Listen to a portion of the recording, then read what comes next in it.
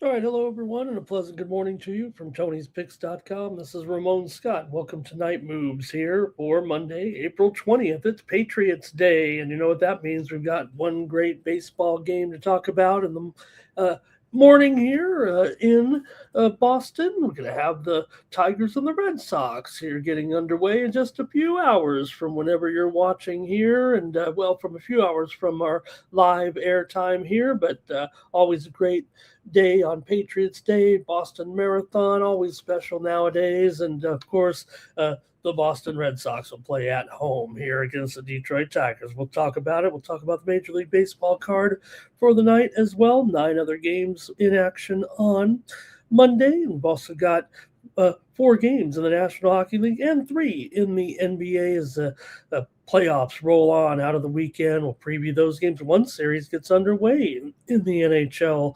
Did not start over the weekend. That'd be the Anaheim Ducks and the Edmonton Oilers. So thank you for joining me here. We'll let a few folks roll in, get things started here, talk about the recap a little bit, and let some folks come on in here in Night Moves before we start the previews here. And hopefully we can get back out of here with some wins today. I'm going to need your help to guide us along on our journey here. But let's talk about the scores and games here from the action on Sunday in the NBA and NHL playoffs and maybe a little bit of Major League Baseball. You're welcome to comment in the chat, especially when we get rolling with the show. And I like to show everyone's picks on the screen as I'm going along. But let's talk about the games here from Sunday in the NBA. And we started off with the Philadelphia 76ers and the Boston Celtics. Celtics, of course, got the best of that one, 123-91. Boston rolled behind Jason Tatum,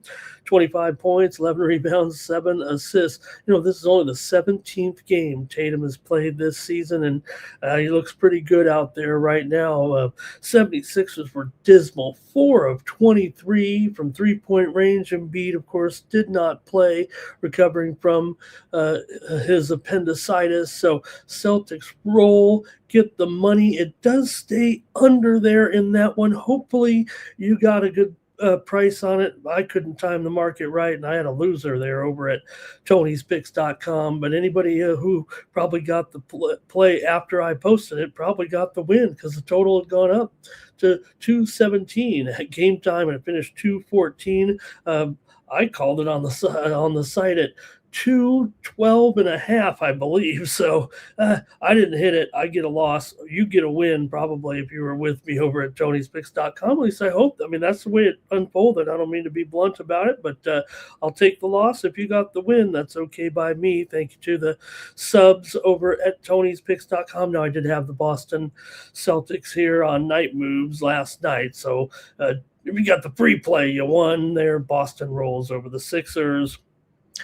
The Oklahoma City Thunder rolled the Phoenix Suns 119-84 in that one. The Thunder easily covers the 17 points and looks every bit the part of the favorite to win the NBA championship here right now. It stays under the total there, so I didn't come through with my pick on the over yesterday, but OKC looks good to win game number 1. They led by 21 at halftime and forced 17 turnovers in the game, and Phoenix shot just 35%. So they're not going to do it there.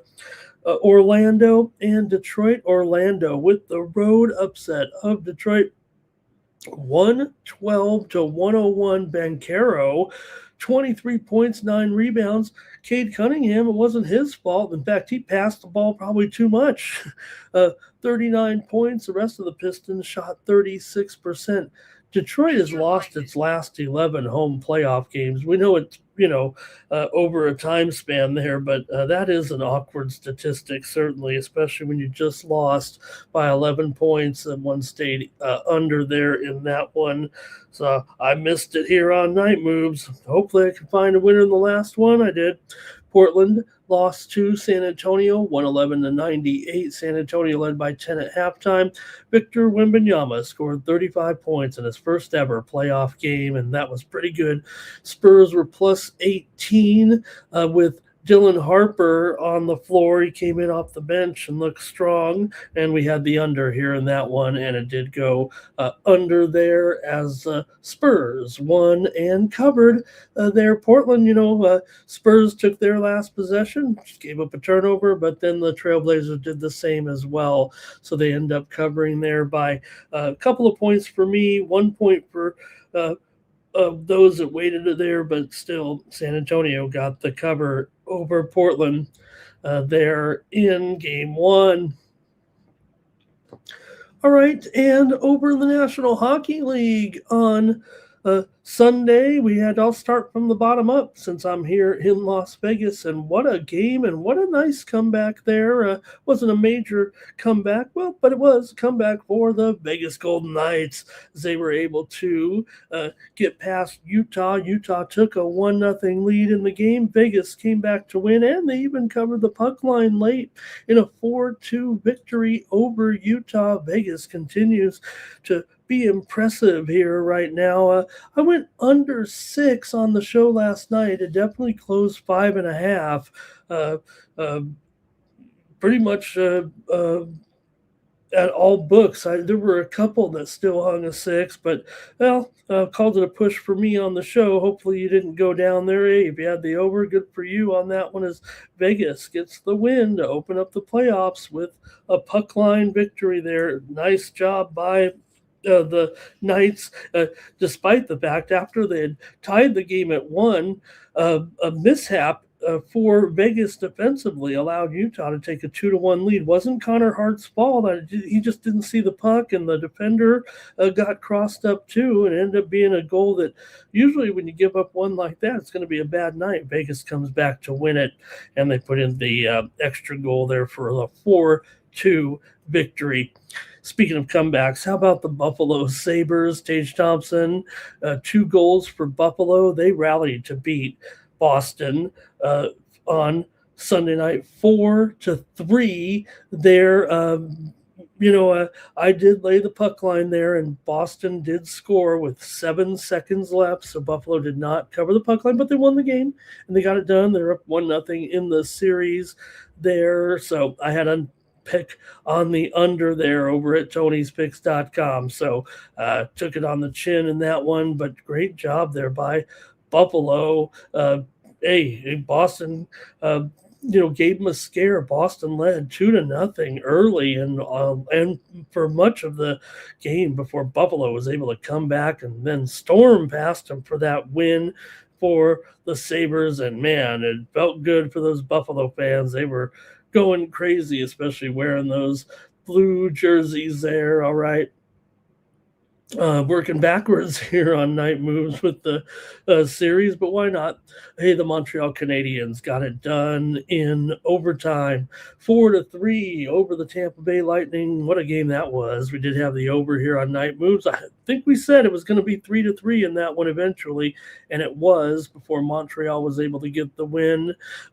Yaroslav Slavkovsky, 3 power play goals in the game there, and the Habs with the upset on the road. We didn't call it an upset. I kind of like the Habs there. I think you guys could tell in that one. And what a night for the Habs to get the win and take a 1-0 lead. They look good, man. I mean, Tampa Bay, these guys finished with the same amount of points. We said that line probably just too high for $1.85. And what are we relying on? Tampa Bay on their recent history, and Montreal just hasn't really been there of late. But man, this has been a slow progression for Montreal, but they've reached a pretty good point here, taking a 1-0 lead on the road over the Lightning.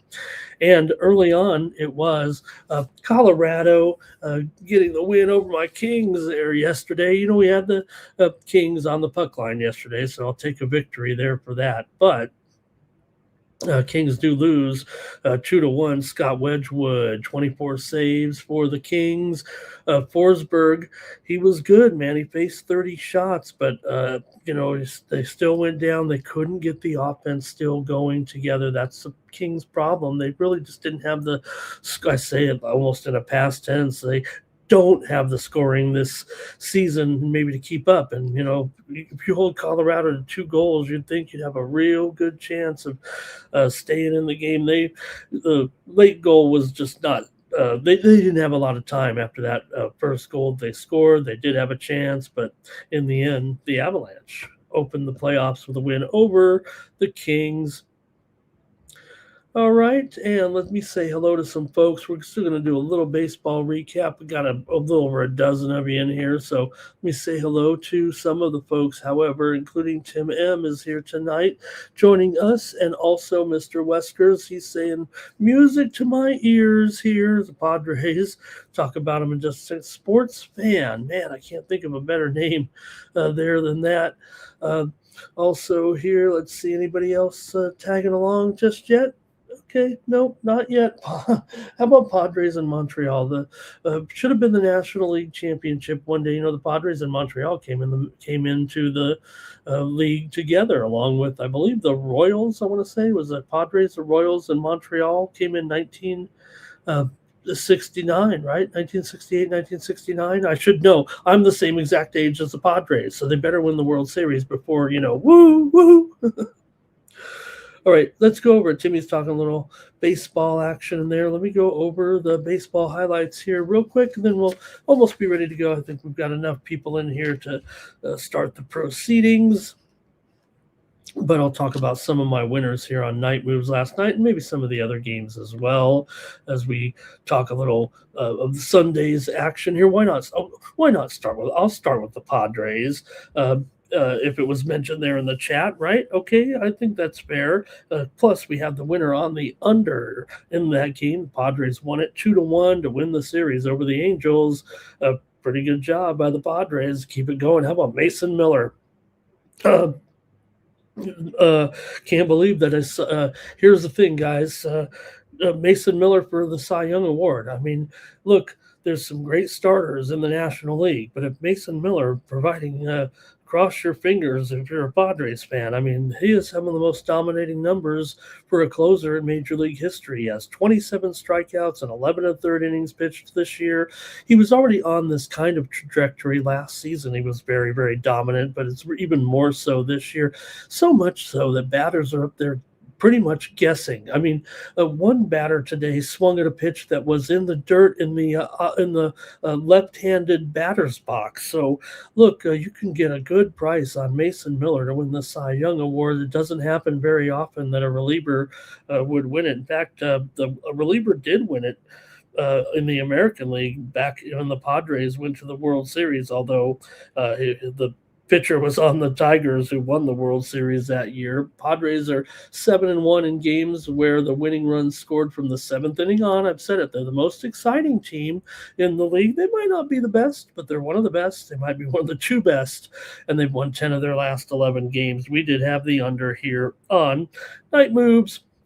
All right, we'll take a look at some of the other action here as well. Quit bragging about the Padres here on the Tony's Picks YouTube channel. And we'll talk about the winners, though, here from last night for me on Night Moves, including the Chicago Cubs with the win with Javier Assad against the Mets. Man, the Mets, this is the story really right now. Probably if it wasn't that, they'd probably be the lead story here is a continued losing streak here of the New York Mets right now. Michael Conforto, the former Met, RBI double. The Mets lost their 11th in a row. They're 7-15 right now. We did have the Cubs. Why wouldn't we? Although I did have the over as a premium pick over at Tony's. So, man, all I've talked about are a couple losers right now for me over at Tony's. But I got a few winners here I can talk about. Also, Sunday Night Baseball, Atlanta and Philadelphia. We had the under there in that one, and the 4-2 Atlanta win as Atlanta came back to get the win, and we had the under. The Phillies gave it a scare there late.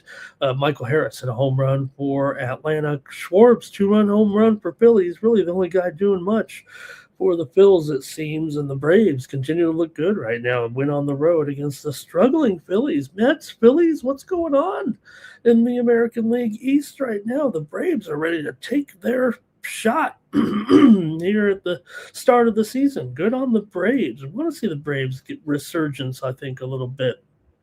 America's team. All right.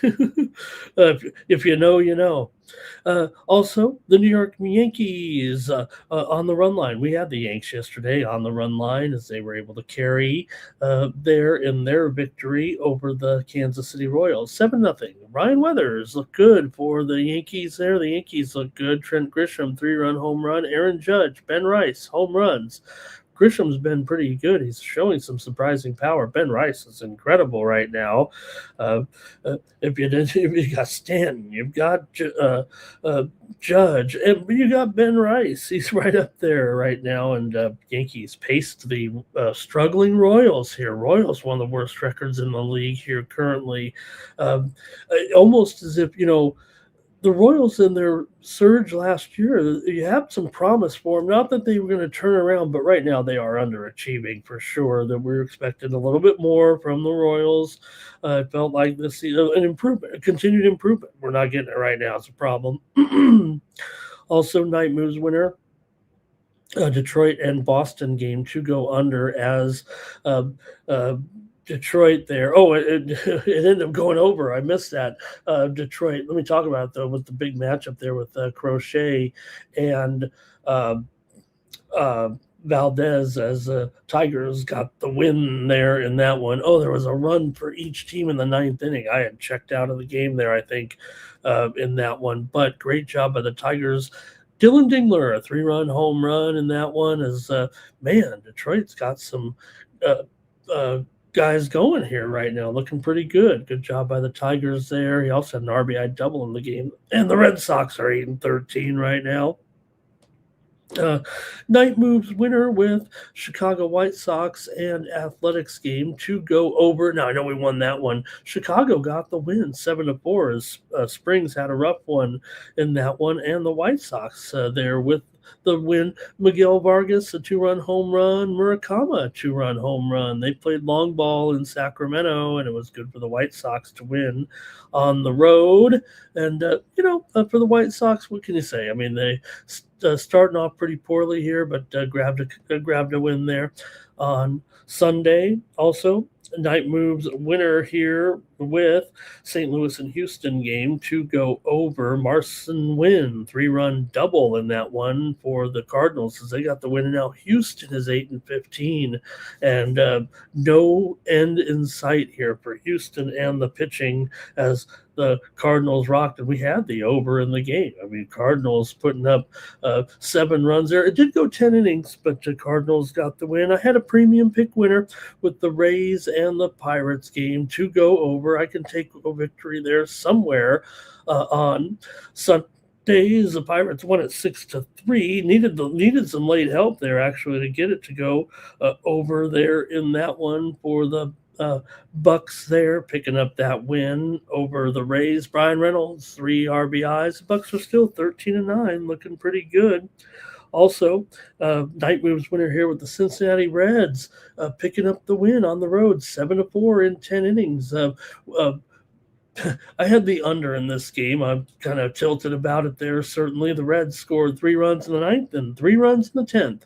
Minnesota actually scored a run in the ninth inning to tie the game. It was 2-2 after 8 innings, and I thought, man, someone will just win this game 3-2, and I'll have that premium pick winner. But the Reds, good bullpen. For the Reds, and they you put the offense to work there in extra innings. So a little bit tilted there by that one. TJ Friedel had the 3-run double in the ninth inning for the Reds in that one. All right. Also, night moves winner here. That was it. No, that was it. All right. I think we can get going here for the action. We got enough here to get started unless let's see, anybody else coming in here to join me right now? All right, let's see. Greg is here. I see right now. Moonman, he's here as well. James Kelly said the Avs Dodgers parlay lost, but had the Avs straight up to win that game on the money line, and then Atlanta on the money line. Hello to James in the chat. Greg says that plus money with the Golden Knights there on that puck line. I think what Greg's saying there. And let's see here. All right, good to see everybody there in the chat. And yeah, how about it, Timmy? How about Draisaitl getting the probable tag here? Big news there for Edmonton today. As oh man, really good to see Draisaitl, that lower body injury, and he's moved to probable here. Great call by Timmy. He's going to go with him today, and I think it's big news there for Edmonton here in game one of the series that he is ready and available to go here tonight. That is one of the headline stories here for sure. And Moonman thanking I think the San Antonio Spurs. All right, let's get started with our show. We'll preview the action. We will talk a little baseball. We'll talk about the Patriots Day game here in just a moment, but we got to start with the NBA. Oh, all right. Let's go over to Tony'sPicks.com and take a look at the premium picks over there at Tony's. Oh man, you miss one day of the show like I did, and all of a sudden you can't get it together. All right, here we go. Let's go over to Tony'sPicks.com and take a look at the premium pick leaders here for the action on Sunday. Chris Adkins went 3-0. Great job, Chris. Even had some underdog action there. Nick Lagaretos goes 80% here on Sunday. Bo Dunn, great day also there, up nearly 3 units of profit. Kevin Thomas, 75% on Sunday. Hollywood Sam, 67% on Sunday. Jorge Gonzalez won both of his plays. The Tony's Picks VIP account also did. Al Ninos won his only play. Of course he did. Shane Mickle, 67% there. Damian Sosh had a nice underdog winner. So did David Racy and Tom Reghard. Cracks the leaderboard here again on Sunday. Last 7 days, Jorge Gonzalez is on fire right now, clicking in at 89%, 7 3/4 units of profit for my man here in Vegas. David Racy up 6.5 units of profit. Tom Reghard up also 6.5 units of profit. Solo Malone up 6 1/3 units of profit, and Damian Sosh is up nearly 3 3/4 units of profit. Last 30 days, Nick Lagaretos is up 15.5 units of profit. Ron Hahn is up 12.5 units of profit. David Racy up 11 3/4 units of profit. Double Shooty up 10.5 units, and Tony T is up 8 2/3 units of profit here over the last 30 days at Tony'sPicks.com. You can click on the Premium Picks tab, and they'll find all the handicappers that have their premium picks locked and loaded here for the action on Monday. Right now, David Racy's got that early afternoon winner. I know what game that is. And Al Ninos also has an NHL Monday power play winner here for the playoff action. Shane Mickle has 3 plays in the NBA. He loves the slate on Monday. Double Shooty's got his best bet in the major leagues. Chris Atkins has his Grand Slam best bet here to go on Monday. And all the handicappers over at Tony's Picks, these packages, you can use the promo code TonyT at checkout to save 15% off those premium pick packages. Rod's NHL one-timer as well. Any of these day packages, 3-packs, 5-packs, or daily discount best bets. Use that promo code TonyT at checkout to save the 15% off those premium pick packages here. Also, click on the handicapper of your choice. Underneath the Cappers tab, you'll find their premium picks there, and you can recap all their previous action here. I've got winners, look at this, in 7 different sports. I'm profitable this year. College baseball, won my only play here on Sunday. I've also been profitable in tennis, in soccer, in Major League Baseball, in the NBA. All these sports I'm showing profit, so make sure you're checking me out over at Tony'sPicks.com. The time right now is for the weekly All Sports Pass. You're going to go Monday to Monday right now when you choose for $149. This is already at an excellent discount for 7 days. It's $21 per day, and not only that, You're going to be able to get all my plays. I'm a high volume handicapper over at Tony's Picks, multiple picks per day. You don't get one pick with me, you get just several picks, my best plays. You might even see me on some other channels and some other shows, but just know that this is my home for my top boutique plays, my high roller access right here. These are the ones you're going to go to the window with, or the apps there with, on Monday, and let's go for a full week over at Tony'sPicks.com. Okay. All right. We took care of business there. I mean, that's what I'm here for. Yeah, I'm supposed to give some great previews and maybe some great information, but I'm here to talk about Tony'sPicks.com. So, okay, let's get ready to go now. Now we can start. Now we've got a couple dozen of you in here as well. So, all right, let's take a look here. And everyone's ready to go. I am too. Man, we're going to go with the NBA here. Raptors and Cavs going to get us started here on a Monday. We're in Cleveland for game number 2 of the first round series here. Cleveland was able to take game 1 of the series, and Cleveland's looked pretty good heading into the playoffs. And in game 1, they were able to win it 126-113 as they got the win, the cover, and the over in that one. Is a bit of a blowout there in that one, but let's see how it's going to unfold today when the Raptors take on the Cavaliers here in this one. Like I said, I'm going to preview the game. I'm going to give a little synopsis, and then I want to hear from you guys in the chat. You give me your picks as well, and we'll work it out together here for Monday. Could use your help. I think I was, I don't know if I finished 500 here over the weekend.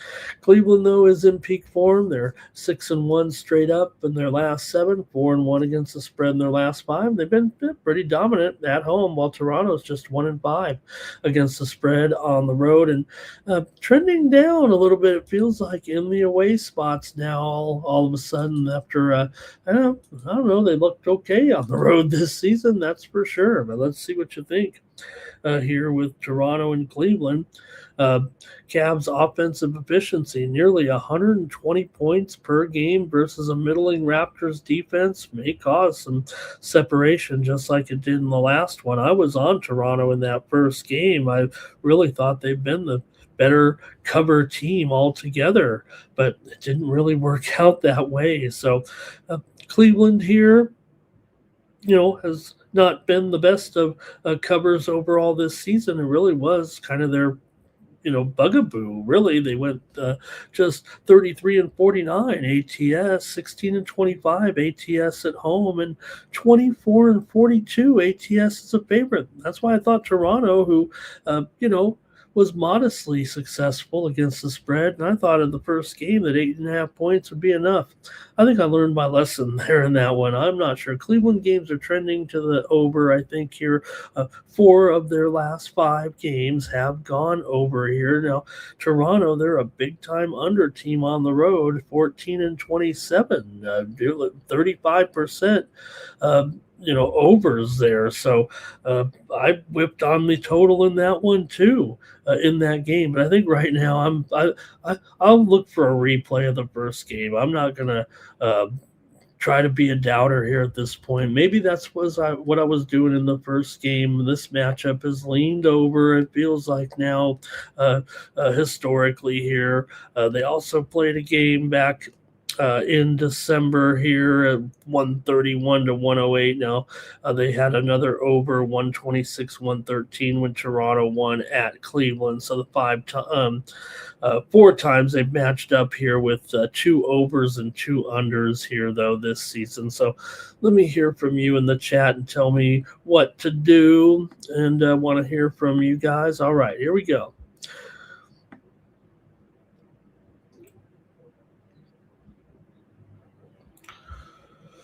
All right.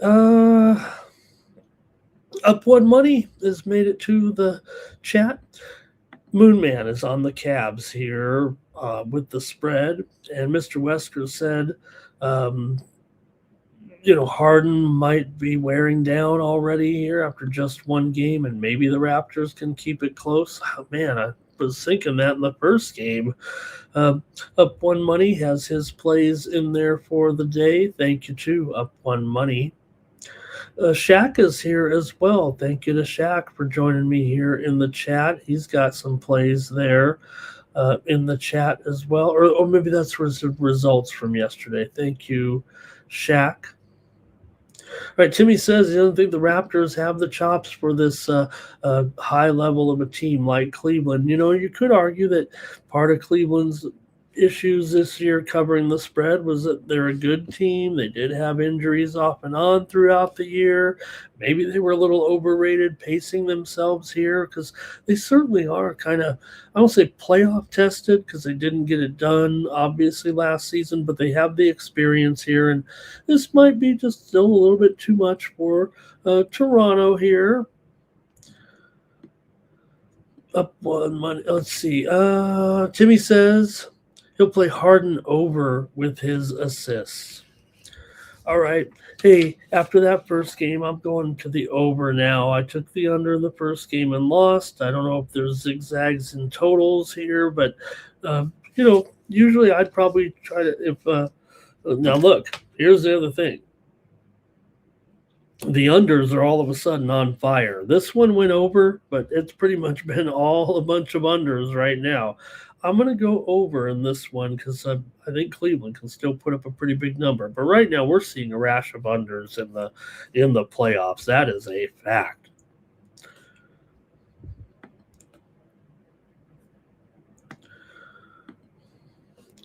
Okay, the Hawks are taking on the Knicks here in Madison Square Garden, with the Knicks favored by 5.5, and the total here 217 in this one.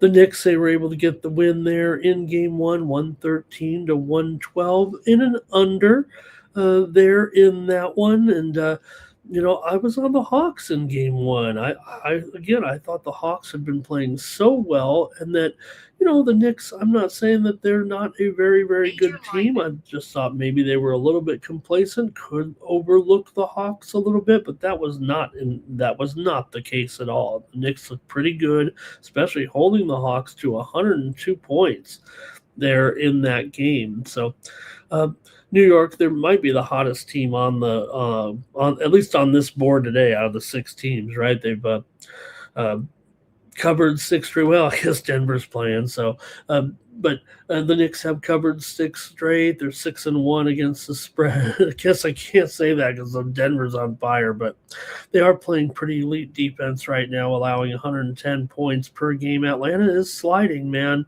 1-4 straight up in ATS in their last 5 games, and I think they've struggled in this matchup a little bit now. I think it's pretty safe to say.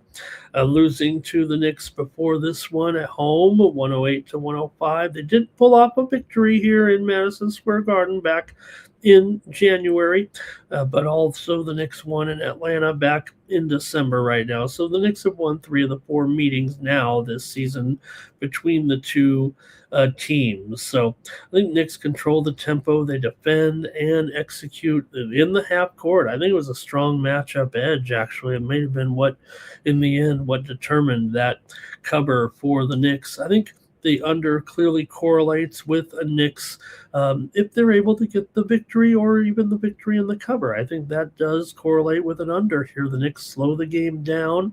I think the trends support it. The Knicks have gone under here in 5 of their last 6 games and 4 of the last 5 games against the Hawks here this season. 3 straight unders in the 4 games as well. So it feels like Atlanta's offense has cooled, and this one's going to profile as an under, I think, for me here. And did have Dyson Daniels over in his props in game 1 here at Tony's. He did a really nice job. It was a bit of a struggle to get there, but I thought he was one of the positives really for Atlanta, but I'm going to have to take the under here in this one. I'm going with totals here right now in the series here. So give me the under in this one with Atlanta and the Knicks. But you guys can chime in with your picks here on the side as well. But I'm probably going all totals here on the show. Stick to my forte a little bit. Mr. Westwood's got to try the Hawks in this one. They've got to show up here if they're going to have a chance. It feels like, hey, there's Richie Rich in the chat today. And Moonman says this whole series is a pass for him right now. Jimmy wants to play the Hawks here, although he's having said that maybe after game one wasn't that comfortable. Cal Dogs on the Knickerbockers here to get this one.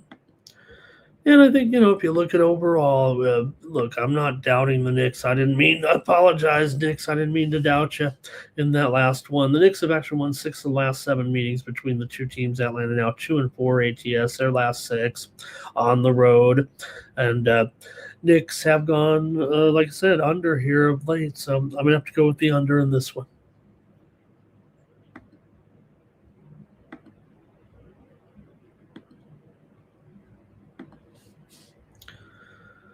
All right, the Timberwolves taking on the Nuggets here in Denver. Denver leading the series 1-0 after that first game in Denver. Man, like I said, I didn't mean to try to say the Knicks were playing better than the Denver Nuggets, because no one's playing maybe better than the Denver Nuggets in this winning streak here right now. They already won the first game, 116-105. But Timberwolves did a nice job, I thought, in the game. But eventually the Nuggets wore them down and got the money in that one. Man, this Denver winning streak, though, is big time right now, isn't it? And you got to wonder here. They're on a double-digit winning streak. They've won 12 straight at home.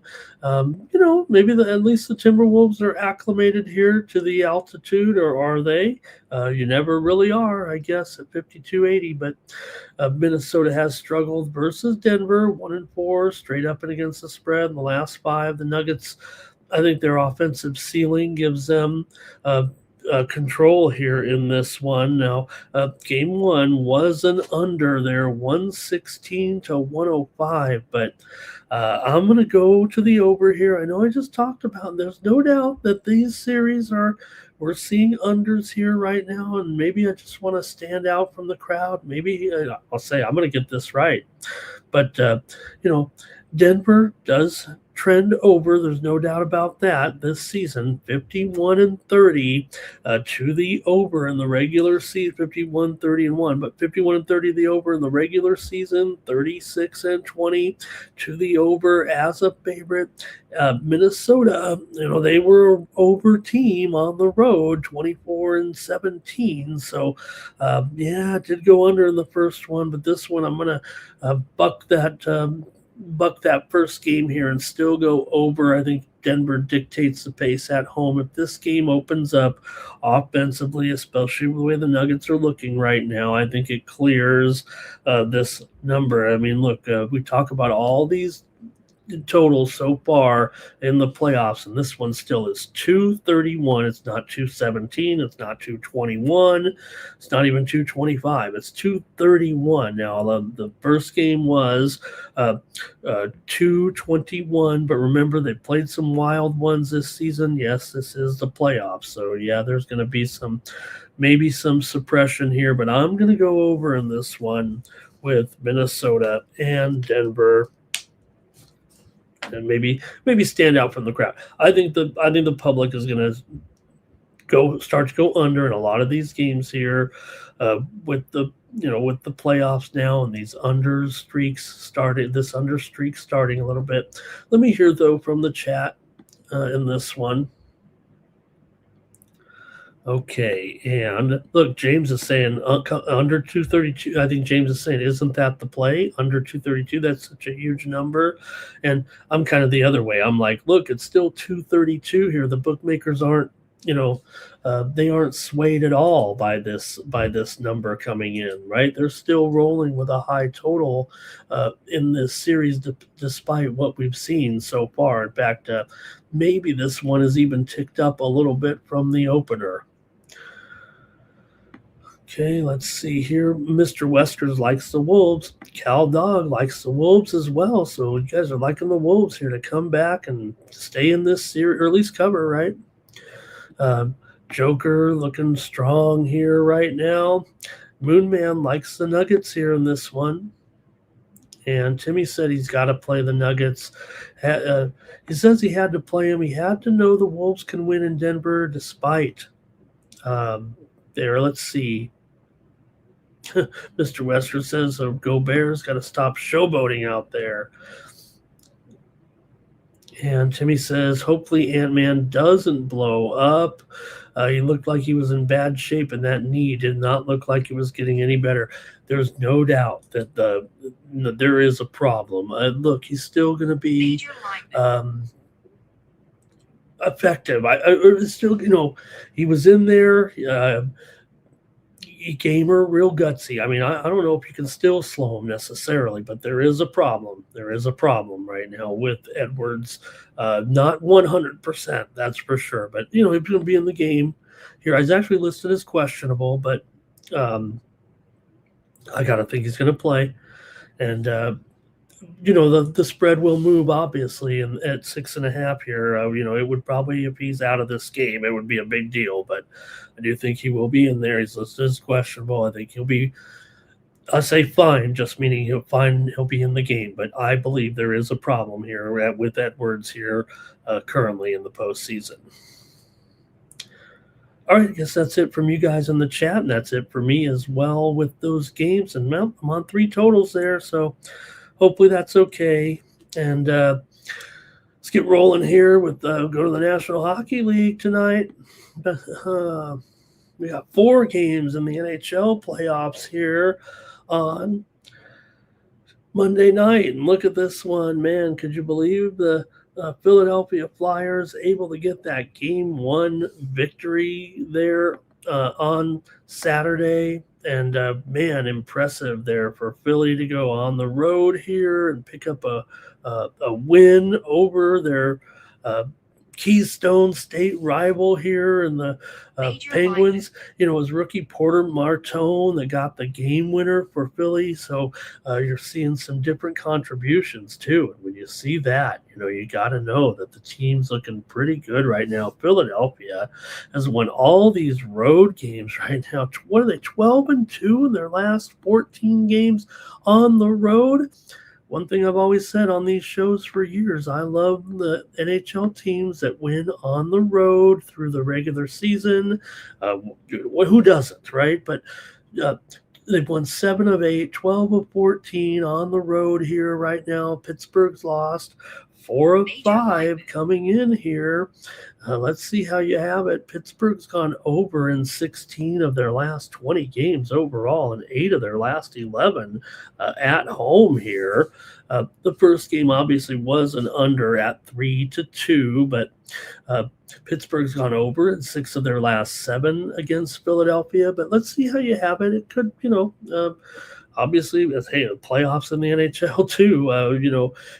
What we're seeing, it looks like right now in a lot of the games is very tight, playoff style hockey, and then boom, all of a sudden it blows up and here comes a bunch of goals in the last, not empty netters either, just maybe the pressure a little bit and, some penalties, careful along the way. But let's see how you have it here in the NHL playoffs. And hopefully it's okay that we're going to the NHL here to, for our second segment.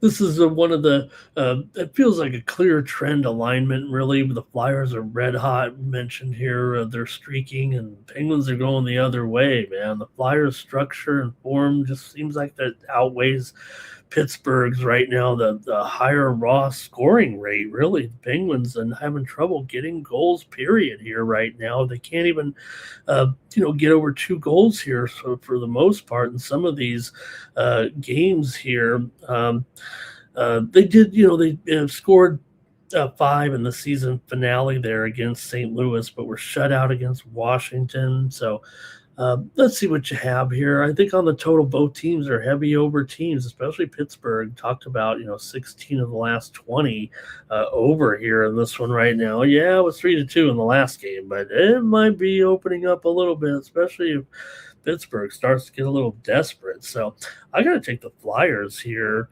on night moves. I'm going to take them to win the game again here, up 1-0 on Pittsburgh. I just Flyers on the road. Maybe they'll lose at home, but it doesn't feel like they can lose on the road right now. The Flyers are so hot. Can you believe it? Okay, let's see what you guys, if you have anything. Cal Dog says, let's go back to the Penguins now, though. How about Crosby, an anytime goal here? Timmy guarantees it. Greg's on the Flyers here and says, got to take the plus money. Got to take that plus money. All right, I'm taking them. I'm taking the Flyers here to keep it going right now, man. Uh, real good, real good run, man. Impressive to keep winning on the road. Let's take them to do it again here. If they win this one, man, they're gonna be moving on probably.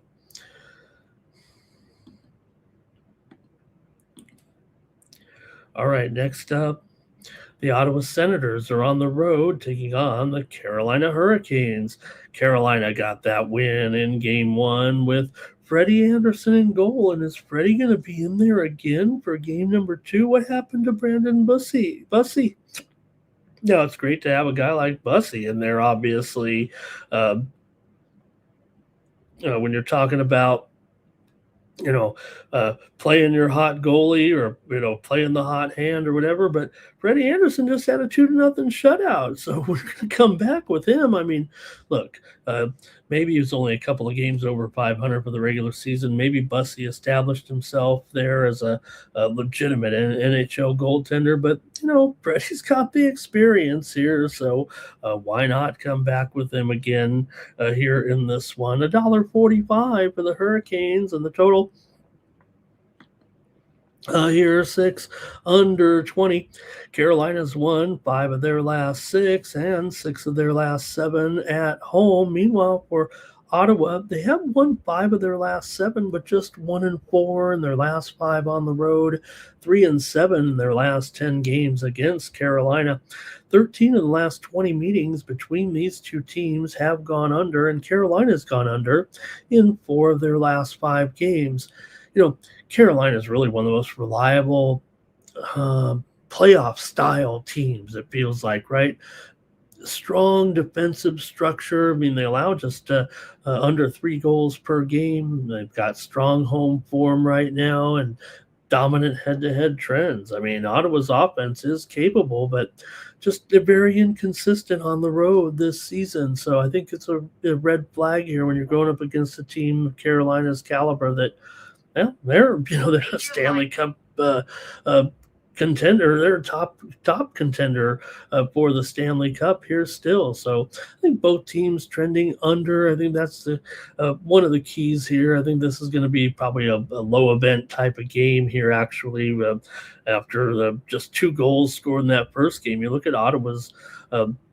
Games here with some of the low scores down the stretch as well. They were playing pretty well, but right now they might have just run into a bit of a juggernaut or a team that just has the advantage on them a little bit. So Cal Dog's going to take the over in this one, but I think that's it from the chat here in this one. They're going to rely on me in this one here, and I'm going to have to take the Carolina Hurricanes in this one to win over Ottawa. And you know what? I'll take them on the puck line here. They won 2-0 last time.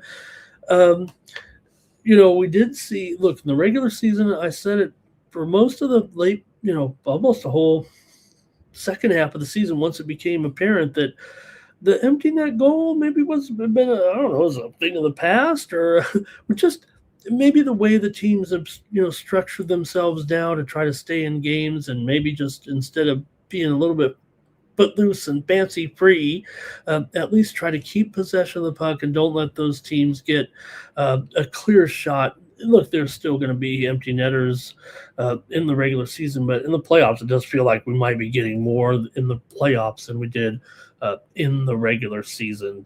Teams kind of gambling and going for it a little bit more. Remember, if you could, in the regular season, when you got to overtime, you're guaranteeing yourself a point. Here, you got to go for it. And I think we're going to see more empty net goals, and I think I'll probably be laying some puck lines here. Okay, here comes some more. Let me get it real quick. Timmy says Ottawa money line. He likes Ottawa to respond here. Greg says Carolina all the way.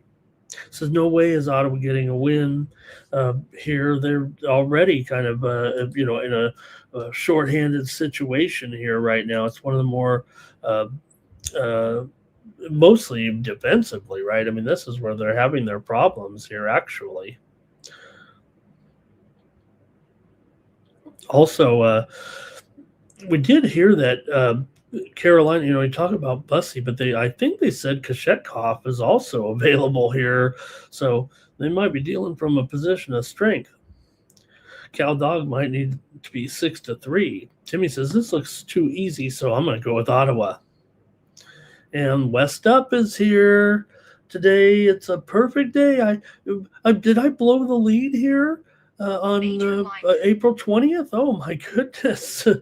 West Up says, Ramon, you're blowing the lead here on April 20th. Come on, should be a holiday. I guess it is kind of in Massachusetts. All right, thanks West Up. That's funny. Okay, I think that's it for that one. I'll take the Hurricanes there on the puck line at -1.5. Look, it's going to be some good plus money here. And like I said, definitely be cautious. And if you want to go -1, if you know how to do that, you take a little money line, you take a little puck line, you kind of mesh it together, and you can even alternate. You can go a little heavier on the money line if you want. It's only $1.50. I think it's reasonable, but hey, at +175, give me Carolina on the puck line on this one.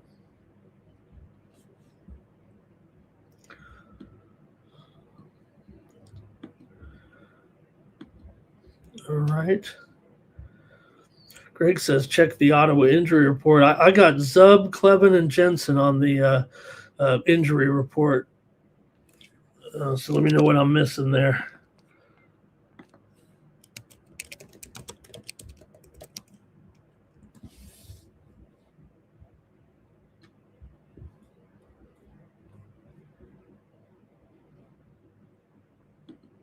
Checking it out here again right now, but that's all I've got. So let me know what's going on with that. All right, and I think that's it from the chat there. All right, now let's go to the Wild and the Stars. Boy, how about this one? The Wild, they really ripped the Stars there in that first game, 6-1.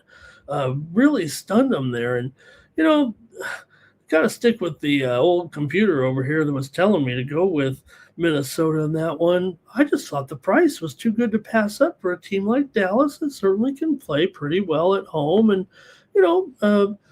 Minnesota, they kind of, tailed off a little bit at the end, it seemed like. But right now, Minnesota's won 6 of their last 9 games coming in. Dallas was on a 5-game, a winning streak there before they lost that last one. They've won 14 of 20 at home, doing what Dallas does.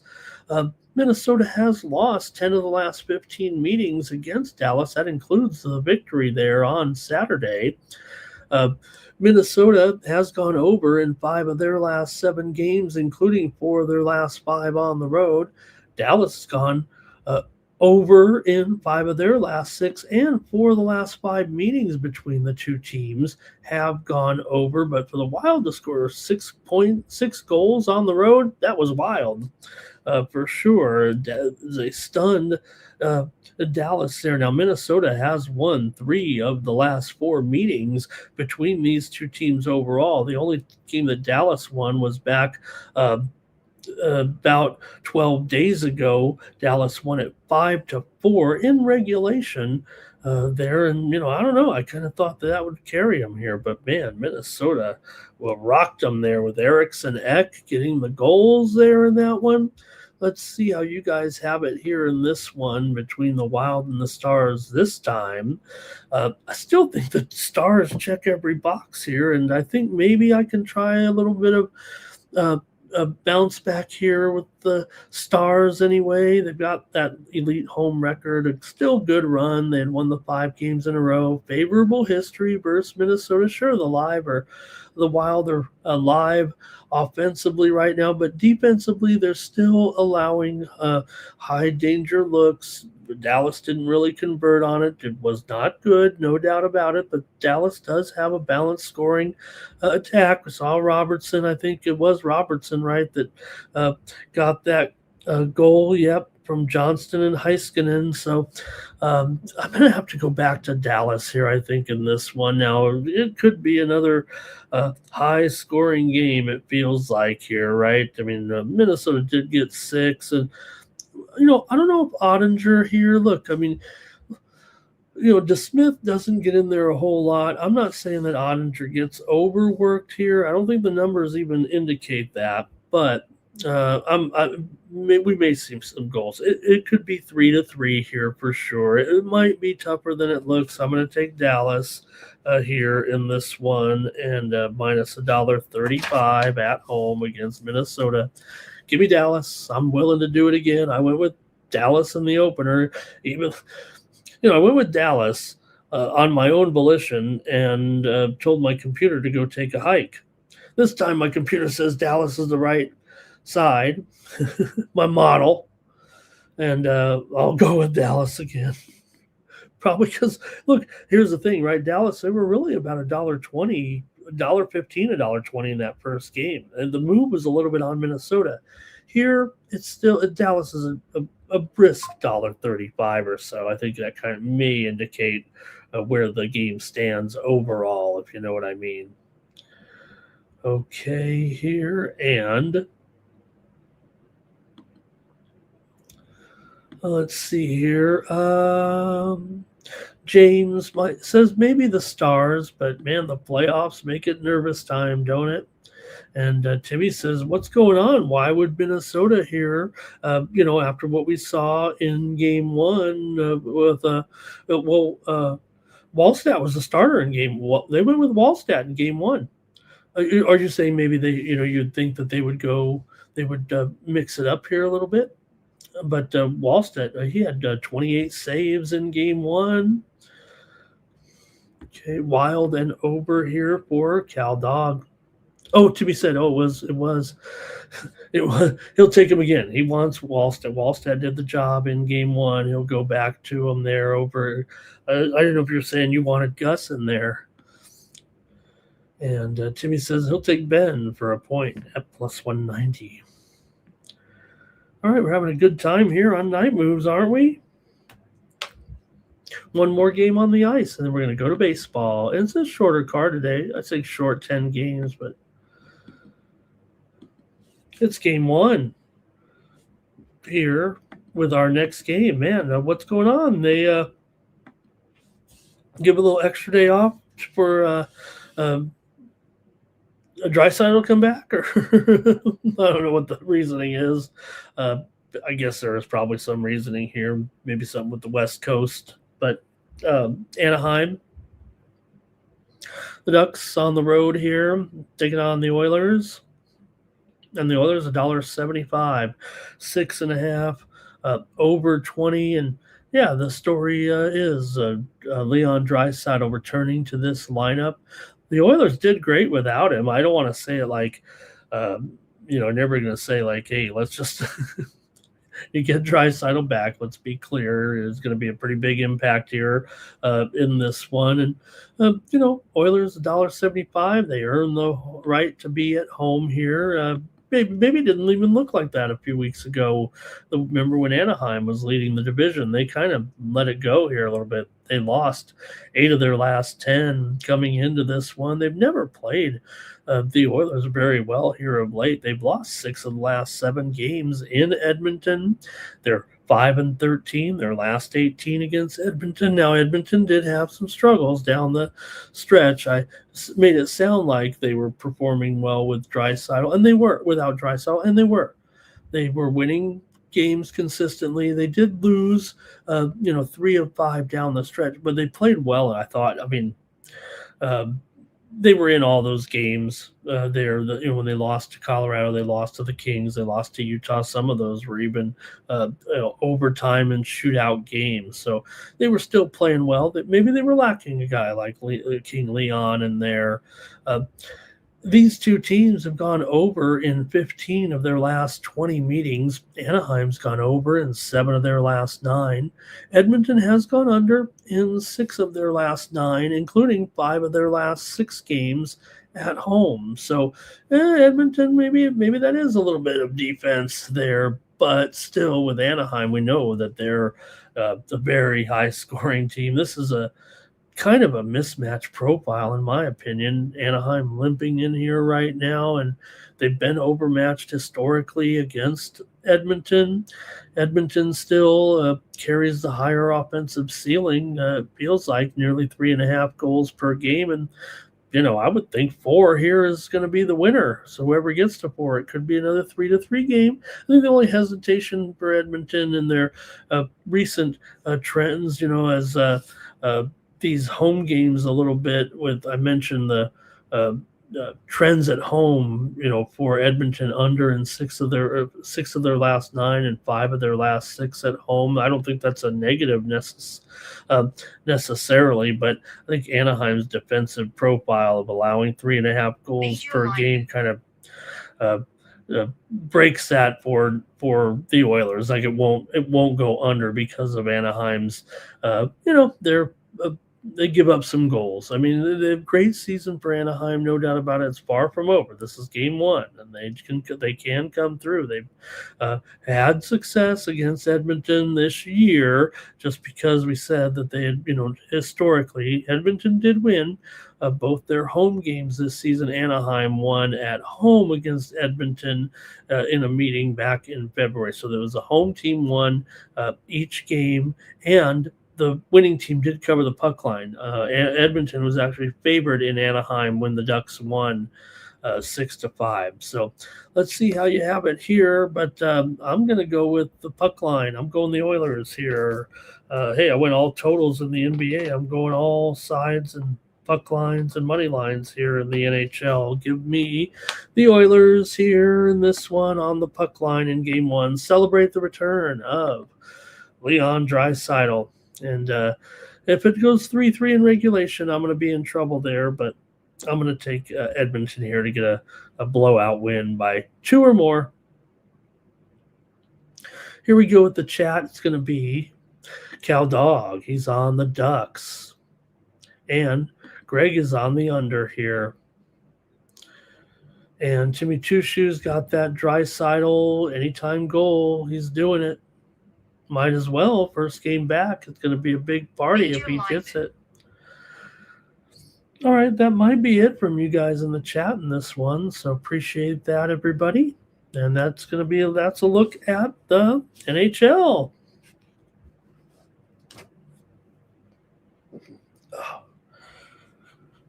Okay, here we go.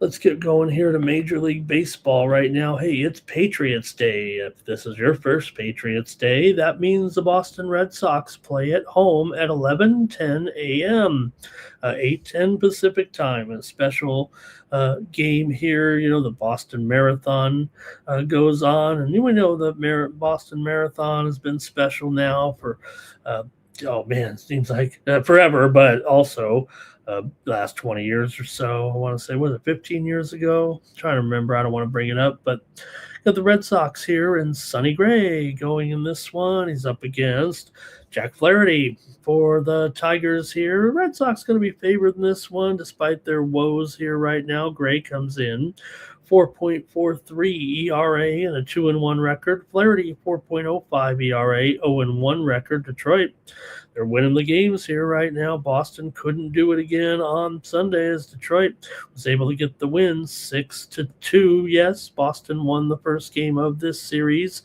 wraparound series here with the state holiday, but Detroit's won the last 2, holding Boston here just 4 runs of offense for the Red Sox right now in this series. That's bad news.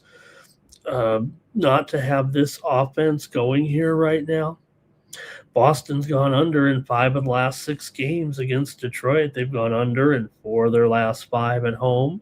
5 of the last 6 meetings with the Tigers here have gone under as well. Detroit's gone under in 4 of their last 6 games.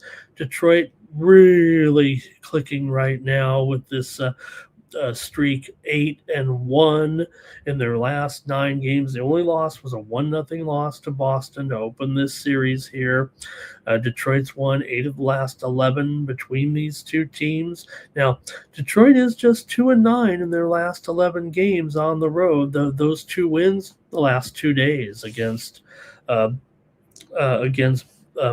Remember, they were 2-9 on the road coming into the series here. So to knock 2 games off and they win 2 more. And let's see what you guys have in this one with Detroit and Boston. You got to think that Boston's got to wake up here. They are favored $1.40 in this game. So there's some respect out there here for the Red Sox coming into today's holiday game.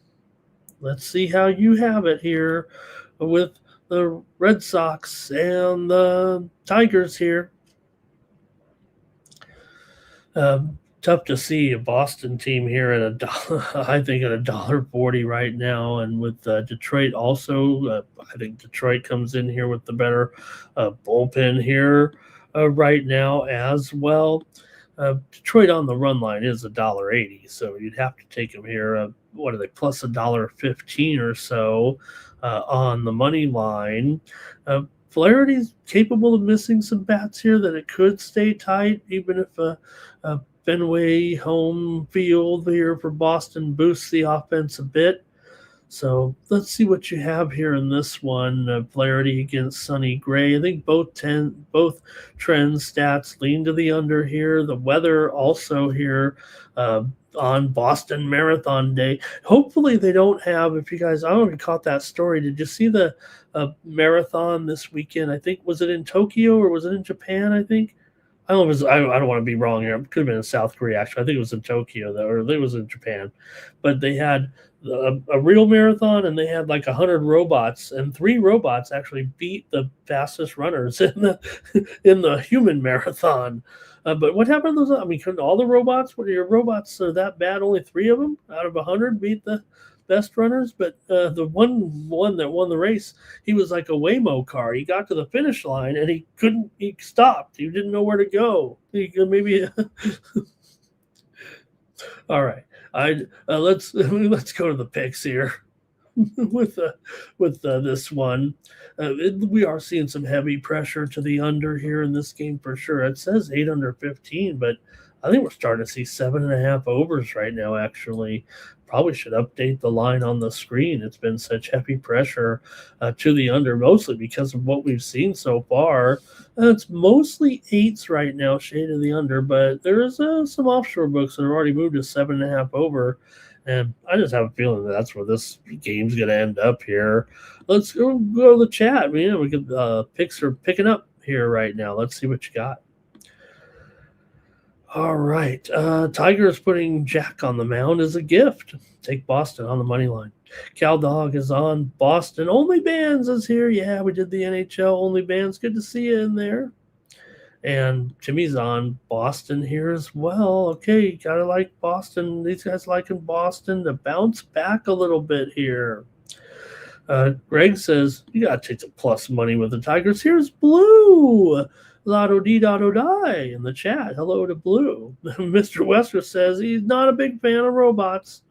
They're taking our jobs. The AI is taking our jobs. The robots are winning the races.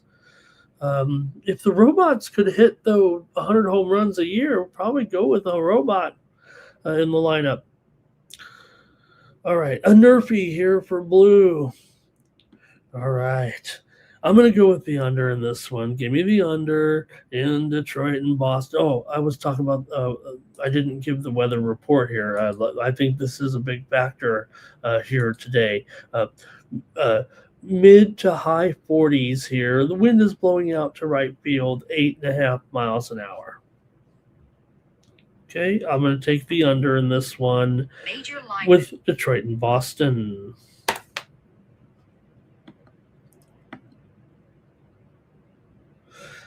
Next up, the Houston Astros are on the road taking on the Cleveland Guardians here, the struggling Astros against a Cleveland team that's looked pretty good so far, 13 and 10 overall. Houston, man, 4-game losing streak. They're 8 and 15 right now. Now, Spencer Arrighetti did look pretty decent in his first start, 1.5 ERA. He struck out 10, and they needed it badly here. So maybe he's their stopper at this point.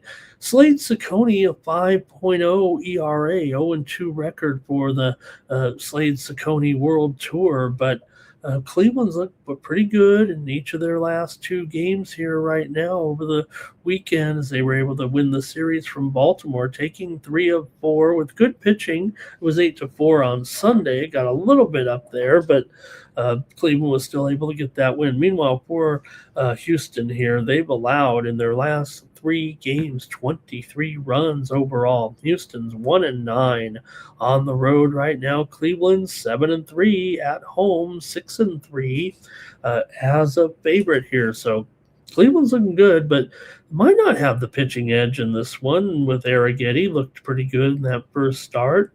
Let's see how you have it here. Cleveland has won the last 4 meetings between these 2 teams overall. Houston's just been a money burner right now with 8 straight road losses, and the bullpen has been a problem all season so far. Not sure I'm ready to get all on board with Arrighetti, although that was a nice job in that first game. But Cleveland's been strong at home, and this might be a pretty good spot here with this price, because you kind of wonder if yes, there's a due factor here for Houston, but they might have to get back home here or they were at home. They're hitting the road here right now, really at an awkward time. So, but like I said, the road is where they've had their problems here. They're actually 7-6 at home so far this season. So here they are hitting the road against this Cleveland club. Cleveland's also got some pretty good numbers against a couple of these guys. Against Arrighetti actually have some pretty good numbers, including Rocchio, who's been good so far this season. For Rocchio, does have a double off of Arrighetti in his career. Now, Arrighetti has knocked a few of these guys, held them down. Bo Naylor's 0-3, Ramirez 0-2. Overall, though, Arrighetti has done okay here, I guess. More so. I stand corrected now that I'm looking at the numbers there a little bit. The Arrighetti numbers are pretty good, actually, against Cleveland. But I think I might lean. Yeah, I'm going to take Cleveland. I was going to talk total here maybe a little bit, but look, Houston games have been extreme over games, right? Kind of all season. I mean, they're 15-7, Houston to the over here, 6-3 to the over on the road, 5-1 to the over as an underdog. Ciccone's profile is pretty shaky. That Houston, maybe this is the one where they can pick up some runs and give them a threat here, but let me go ahead and take Cleveland in this one.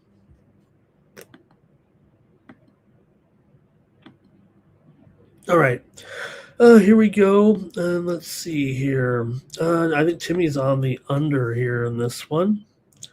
Guardians team total over for blue. Cal Dog's on the over as well. Hello to Larry Martin today. Okay. Oh, Larry, I'm sorry about that. I don't know if maybe it might have been something I didn't do. I had to kind of go through a little bit of. We're doing some different things here a little bit.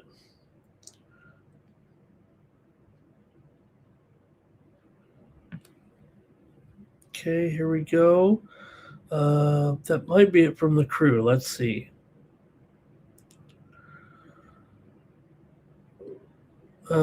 Timmy says they went under in the first game there. All right, I'm not sure where we're at on that one. I'm going to go ahead and take the Cleveland Guardians.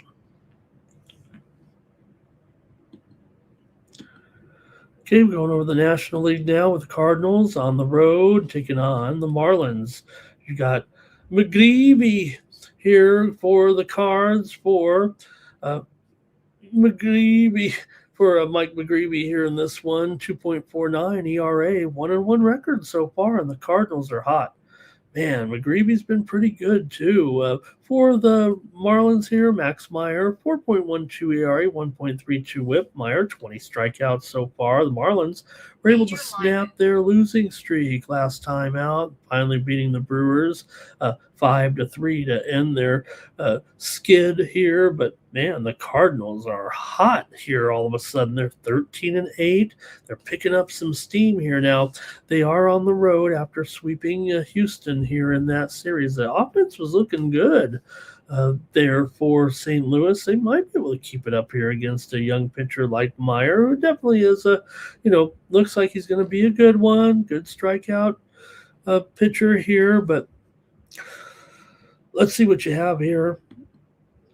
With these two, as St. Louis here comes in with this 5-game winning streak. They've won 6 of their last 7 on the road. The Marlins have dropped 4 of 5 coming in. The Cards have gone over in 7 of their last 8 games. Miami's gone over in 14 of their last 19 games here already, and they're over in 5 of their last 6 at home.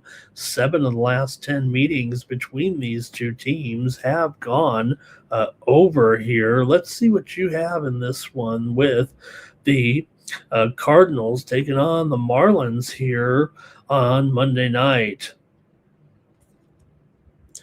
Go to the chat and get your plays here with these two, and I want to hear from you guys. All right, let's go to the chat here.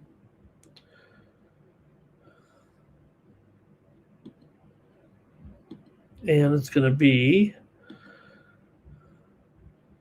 Marlins team total over here for blue.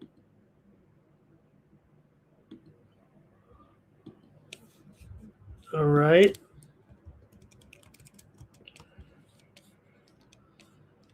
Also here, I'm looking here.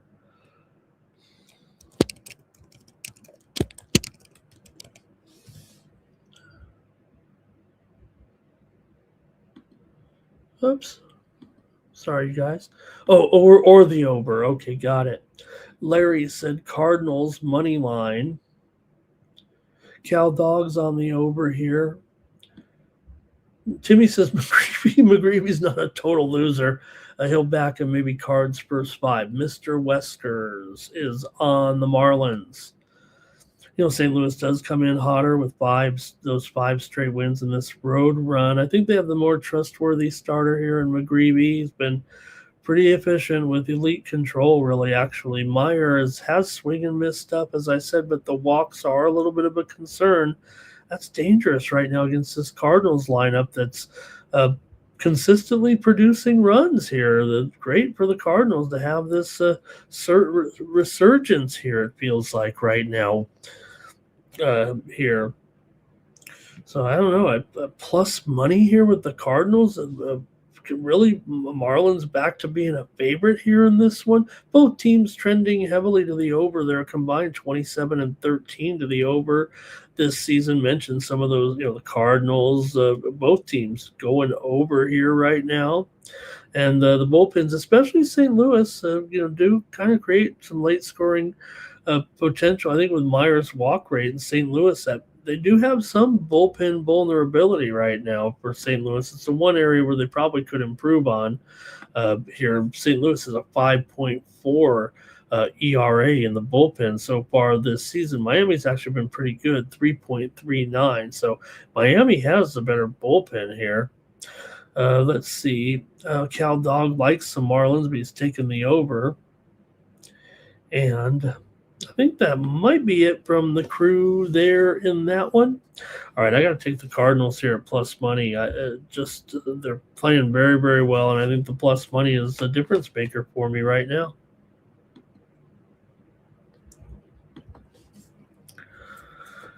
All right, next up, we've got the Reds here taking on the Rays here in this one, and I'm updating my line here with my pen because I see right now that Louder and uh, uh, Schulten's here for the Rays. So we'll see. I think with the Schulten's here, what we're going to get here is an opener here for the most part. Let's see here. For Louder, 3.52 ERA, 2-1 record coming in. The Reds have won 3 straight. It's a good weekend for Cincinnati as they were able to sweep the Minnesota Twins on the road. There, the pitching did it early in the series. The hitting got it done late, and the Reds are 8-2 on the road so far this season. Looking good here, 14-8, impressive start for the Reds this season. For Tampa Bay, they've recovered nicely here and are 12-9 currently. They did lose the series at Pittsburgh. Good job by the Pirates there. The Marlins could only pick up the win after they got lucky that in that game 2 after the rain delay that they had to the Pirates, of course, had to take out Skeens, and then the Rays immediately came back and eventually won the game in extra innings. So Rays have been good, but Reds have been hot. So we got a good game here, underrated game here between two teams that are, well over five. I say well over 500, over 500, doing a nice job right now. So let's see what you have though in this one with Cincinnati coming in here, having won 5 of their last 6 games. Rays have won 7 of their last 9. Cincinnati's won 8 of the last 12 meetings between these two teams. The Reds have gone over in 9 of their last 12, including 5 of their last 6 on the road. Rays have gone over in 6 of their last 8. They've also gone over in 7 of their last 9 overall. I will note that 7 straight meetings between these interleague teams have gone under. So, look, they only meet 1 series a year, but for the last basically couple of seasons, it's been an under every time when these two teams have met. Although this year, Tampa Bay pretty strong to the over, 8-2 to the over as a favorite, and the Reds are 10-6 to the over as an underdog. Mostly probably because of their offense, because the pitching has been pretty good actually for the Reds. Let's see how you guys have this one here today. The only interleague game of the day in this one. So Tampa's been, like we said, Tampa in a good groove there for the most part, winning the 7 of the last 9. Sure, they did lose 2 to Pittsburgh, but they were obviously hot before that here. Could the Reds actually, cool down here a little bit? It just feels like a little bit tougher spot right now for the Reds. Minnesota's not looking that good. The Giants weren't playing very well, and the Reds had them at home. So maybe we're getting into just a little bit tougher team here, it feels like, for Cincinnati right now. And the price might be right to go to the Rays here in this one. Tampa can really put some pressure on you when they are at home. It's good to be back in the Trop right now. So does feel like, let me look at the pitching situation though here for Tampa and Jesse Schulten's here and see exactly how they're going to approach this one here on Monday.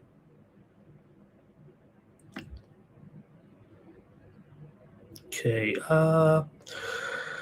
Schulten's gets the start here. He should be fine here. He pitched what did he pitch in that first game there for him?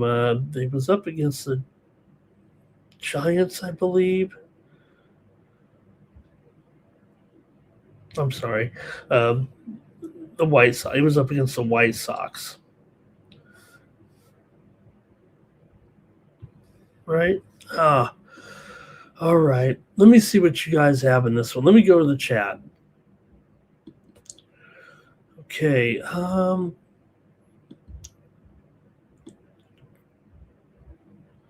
Here we go. Mr. Weskers is on the Reds. Says they're 8-2 on the road. That says a lot. Cal Dog's on the Reds as well. Timmy says he likes the under, but it's in Tampa, and Tampa, aren't they an over team at home? 4-2 so far. Only 6 home games for Tampa at the Trop here. he will take a shot with the over. Larry's on the Reds as well. A lot of Reds support here.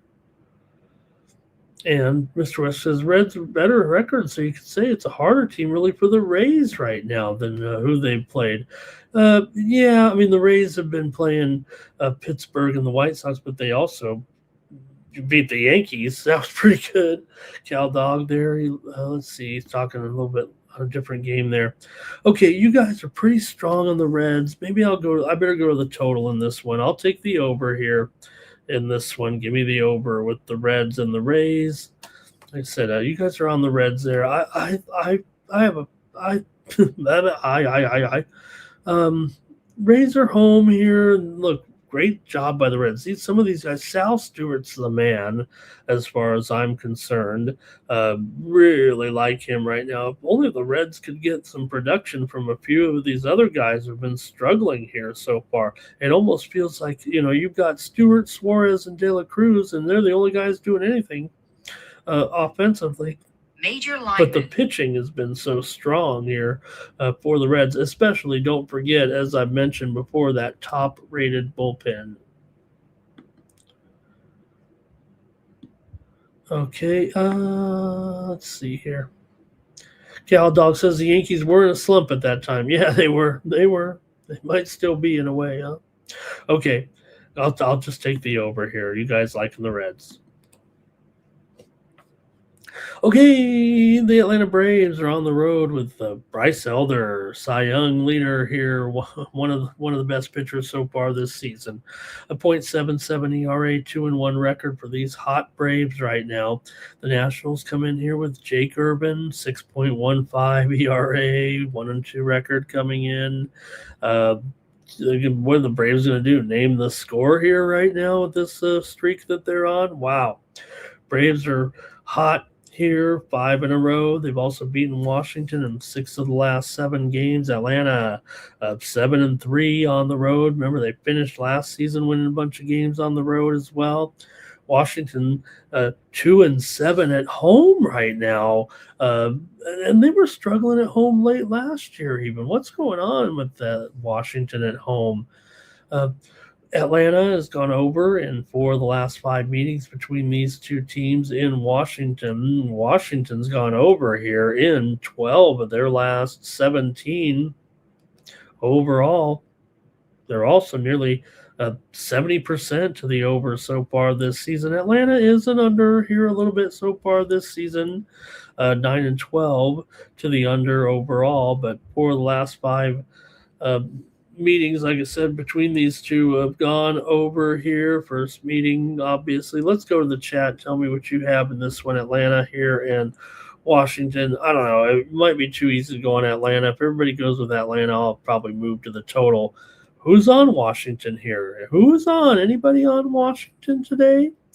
Atlanta here, this great run right now. And Elder, don't let me forget, he's been dominant early, and Urban's been hittable, and he's got an elevated walk rate here too. So Atlanta owns the bullpen edge by a mile in this game as well. So even if Washington hangs around for 5 innings, the late innings are still going to favor the Braves here.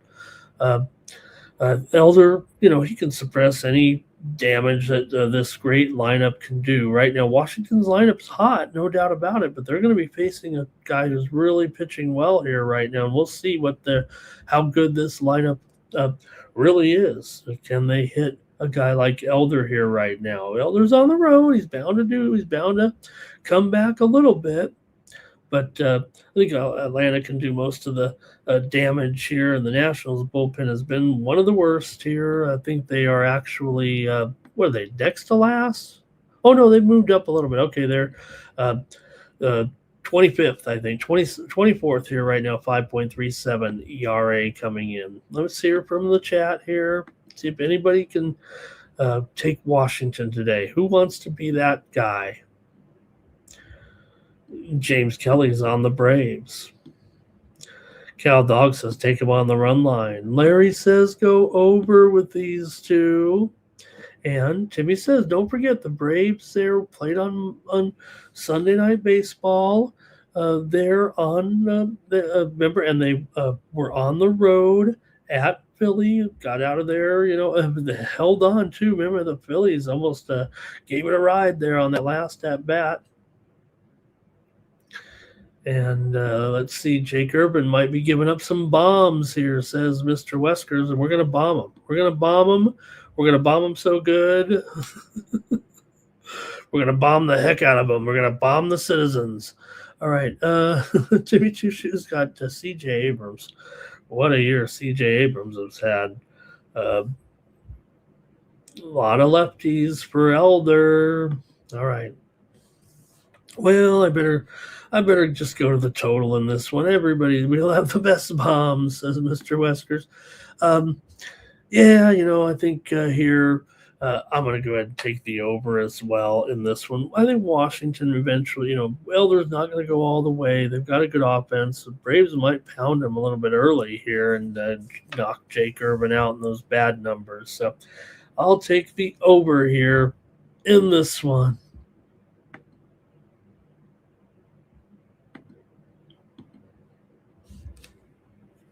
Here's the Phillies, fresh off a loss there late last night, taking on the Cubs here. Aaron Nola, 4.03 ERA. The Cubs with Colin Ray with lowercase r, because he's probably just not the old Colin Ray here. There we go.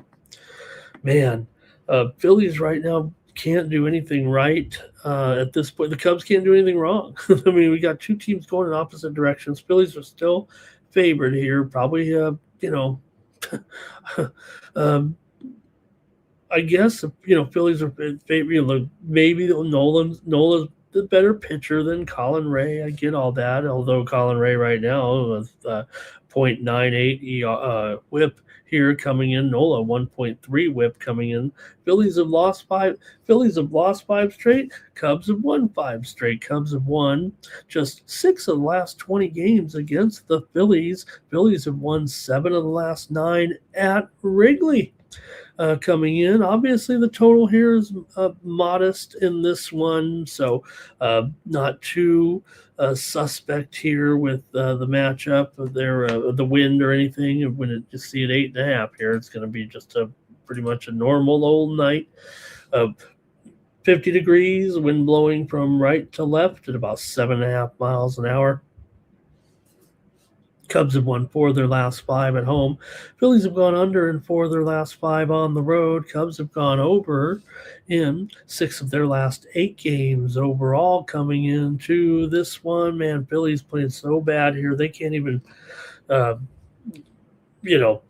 they've been outscored here in this 5-game losing streak here right now. The Phillies have been outscored 27-9 here at this point. Where's the offense? Cubs come in here. It was only 2-1 there yesterday at home, but they swept the Mets. Okay, the Mets are bad, but or are they bad? Now the Cubs and the Phillies just played a series. Last week here, the Cubs did the number on them too. In fact, those last 2 games at Philly, the Cubs won. Remember, 10-4 and 11-2 against these guys. So you're getting the Phillies here as a 115 favorite with Nola. Let's go to the chat.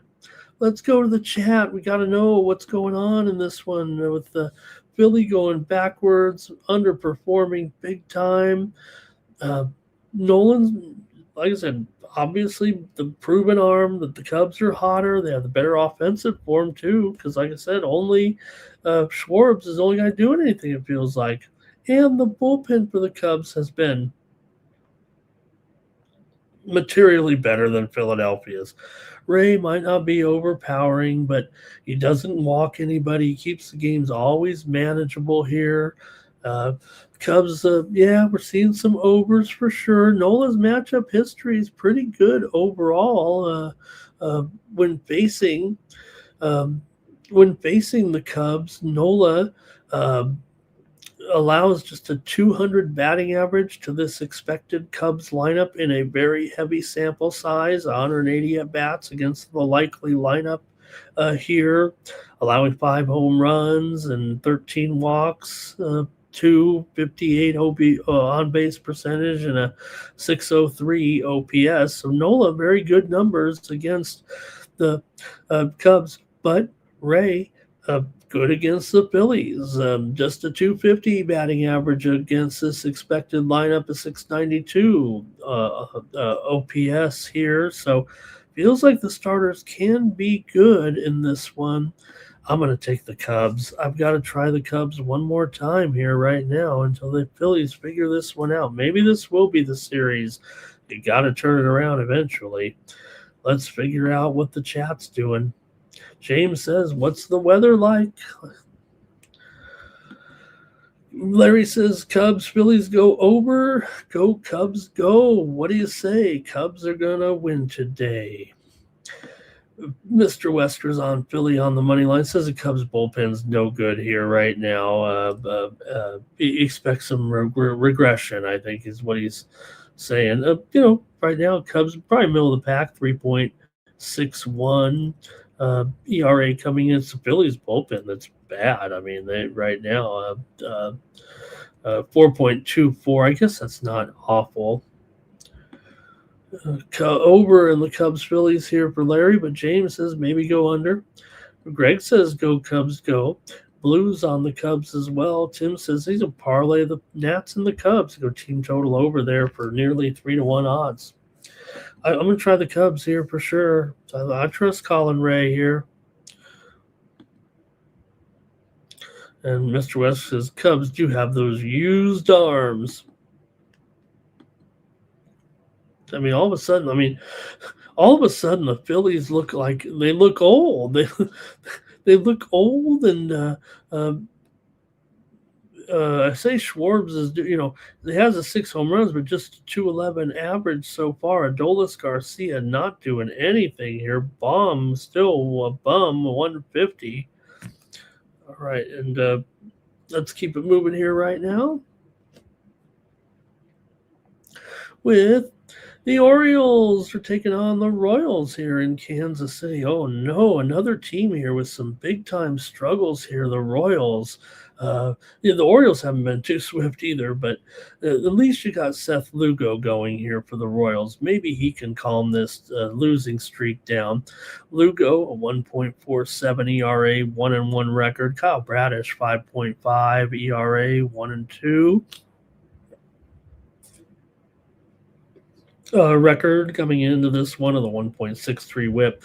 Lugo's got a whip of 1 so far this season. Now the Royals are not looking good here, no doubt about it, with this 7-15 record here right now, 2-8 in their last 10. They're also 2-8 as a dog here. Baltimore, 10-12. They are 8-6 as a favorite. They are favored here right now in this one.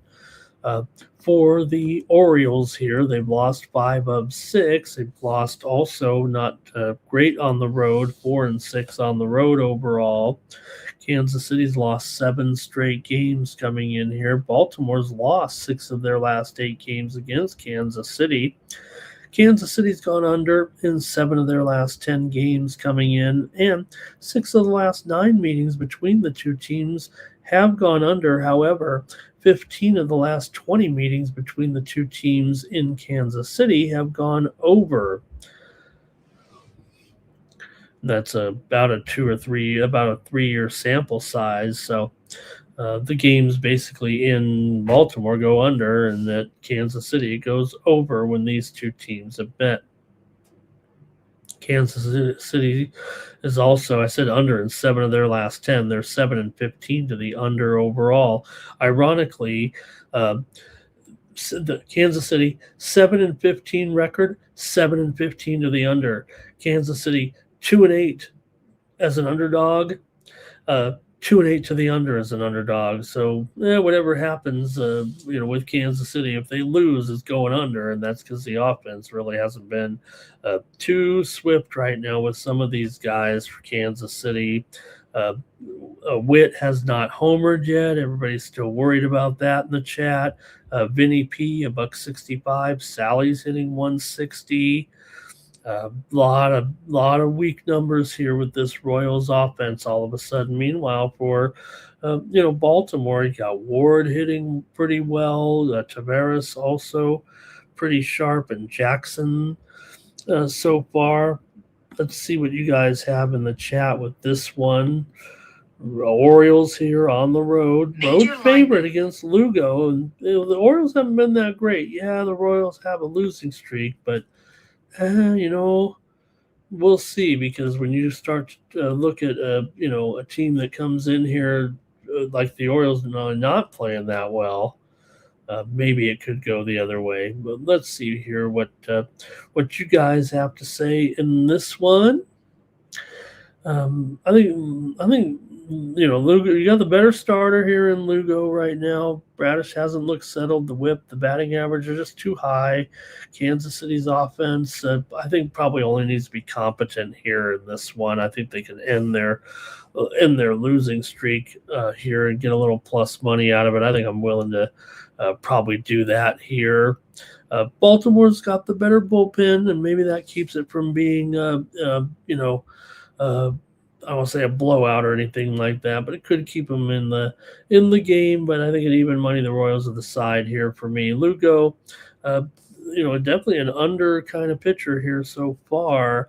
Kansas City struggled to score, and it's 8.5 here, right? Is it still 8.5?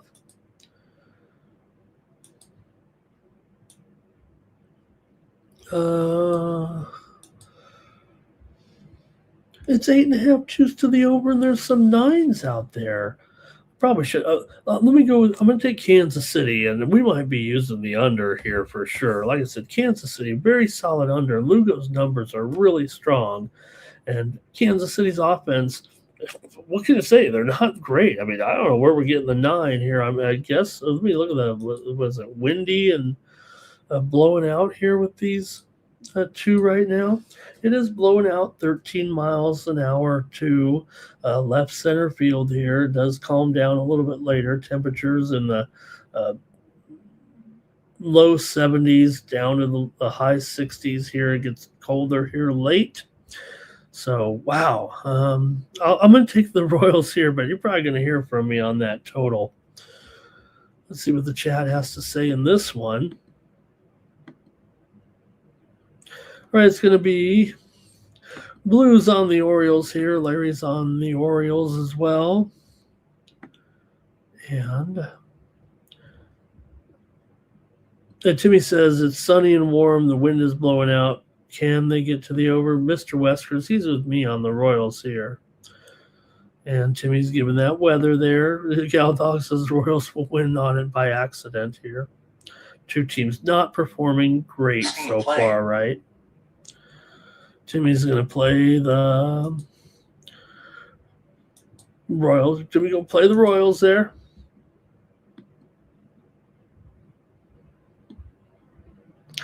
And Mr. Wester says Bradish is probably bad. He probably is. I mean, the numbers are so bad, he's got to be. Nerpy for blue. All right, and when will Gunnar homer again? I'm not gonna 7 homers so far. We're still in April. I'm not gonna worry too much about it. Get Gunnar for an RBI here. He's only hitting $2 so far. That's the problem so far. Not enough hits. Plenty of homers, not enough hits for Gunnar.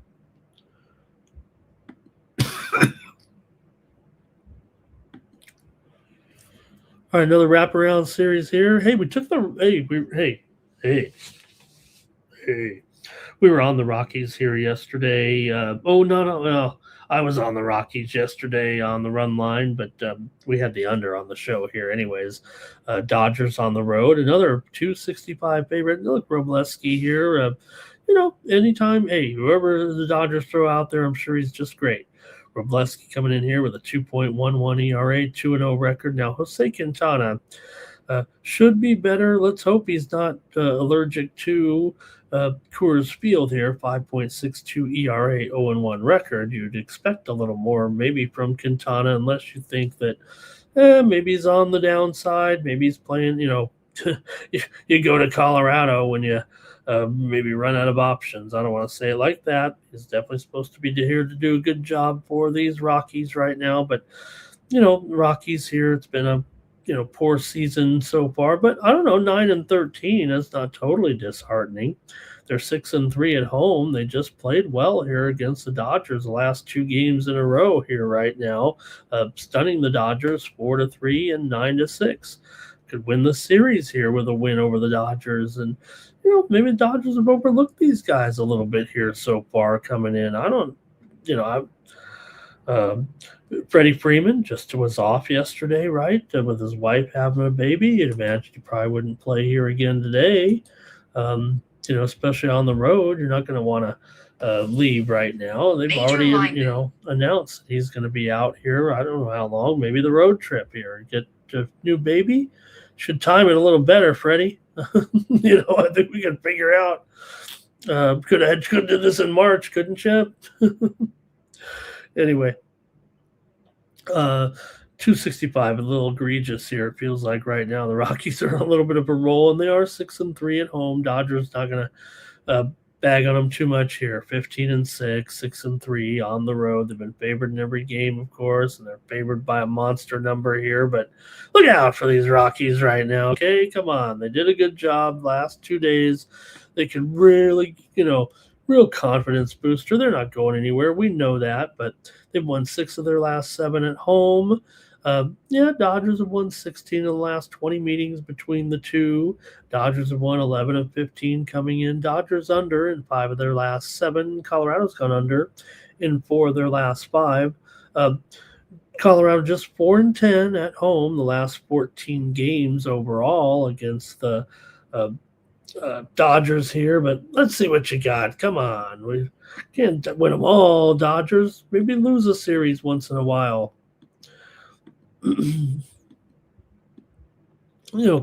Quintana's a concern, obviously, but look, he's a veteran arm. They got him in here.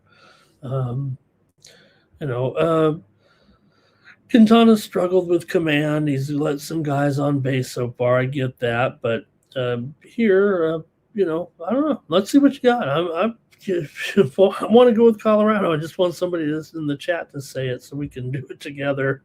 Here, I didn't have any problem doing it yesterday, so I didn't do it on this show, but Robleski's pitched well, but we know once you're in Coors, that could go by the wayside, I guess. Okay. Here we go. All right. James says he's on the Dodgers. No way you're going to lose 3 in a row to Colorado. Quintana's not very good. Here it's going to be a warm day in Denver, 75 degrees or so. Over here for Timmy. Did go only 9 runs yesterday. I'm sorry, 15 runs. 9 runs for Colorado. 15 runs overall. The first 2 games went under. Yesterday went over. And don't forget, I would also say that yesterday was a day game, and the other ones, I believe, were night games. There was Saturday's a night game. I'm trying to remember, actually. Rockies 2 in a row for the Dodgers. Why not take them 3? If Larry does it, I might do it. Cal Dog is going back to the under here. Again, no Freddie. And Timmy says Dodgers got to continue the road trip at San Francisco, and we know how that goes. I think a Yerfie here for Mr. Westers. And, to Dave Roberts, he was looking for any angle, right? And Timmy says it's a look-ahead game. He says Robleski's going to go. I think Timmy's saying Robleski's going to go deep, as deep as he can here. Dodgers 3.92 ERA coming into this one. We know the Rockies here. I'd say right now for the Rockies to be sitting here with an ERA of 3.17 out of the bullpen, number 5 bullpen in the league right now, that's really good.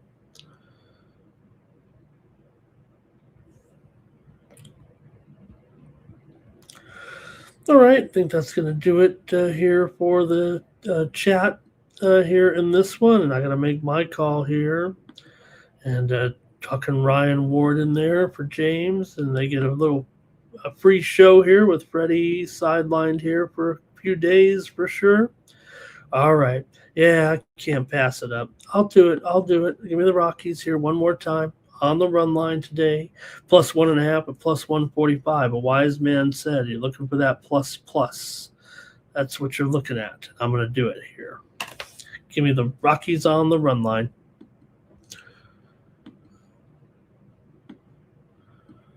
Okay, is that it? Oh my gosh, is that it? No, we got, let me get to one. We got a couple more here. I think I've kind of messed up my graphics here, actually.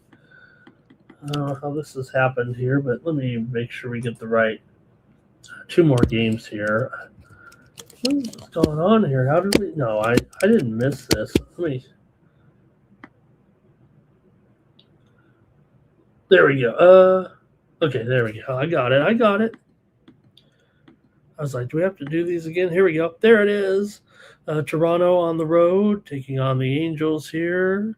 Dylan Cease goes for the Blue Jays, and Reed Detmers here for the Angels, the left-hander going in this one. You got the Blue Jays going to be favored on the road despite their problems right now. At least they were able to win that last one and get a victory in their game there on Sunday over Arizona, 10-4. They finally broke that losing streak right now, but now head to Anaheim here for a set at the Angels.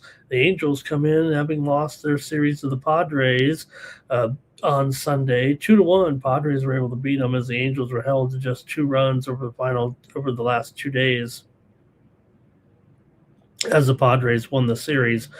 Toronto's just 2-7 on the road this year. They're 8-13 overall coming in. Angels are 11-12, 4-5 at home so far this season. Toronto is 8-6 as a favorite. The Angels are 11-10 to the over as a dog so far. Toronto's won the last 4 meetings between these two teams overall coming into this one. Toronto, though, just 1-4 in their last 5 games overall. They've won 11 of the last 13 against the Angels.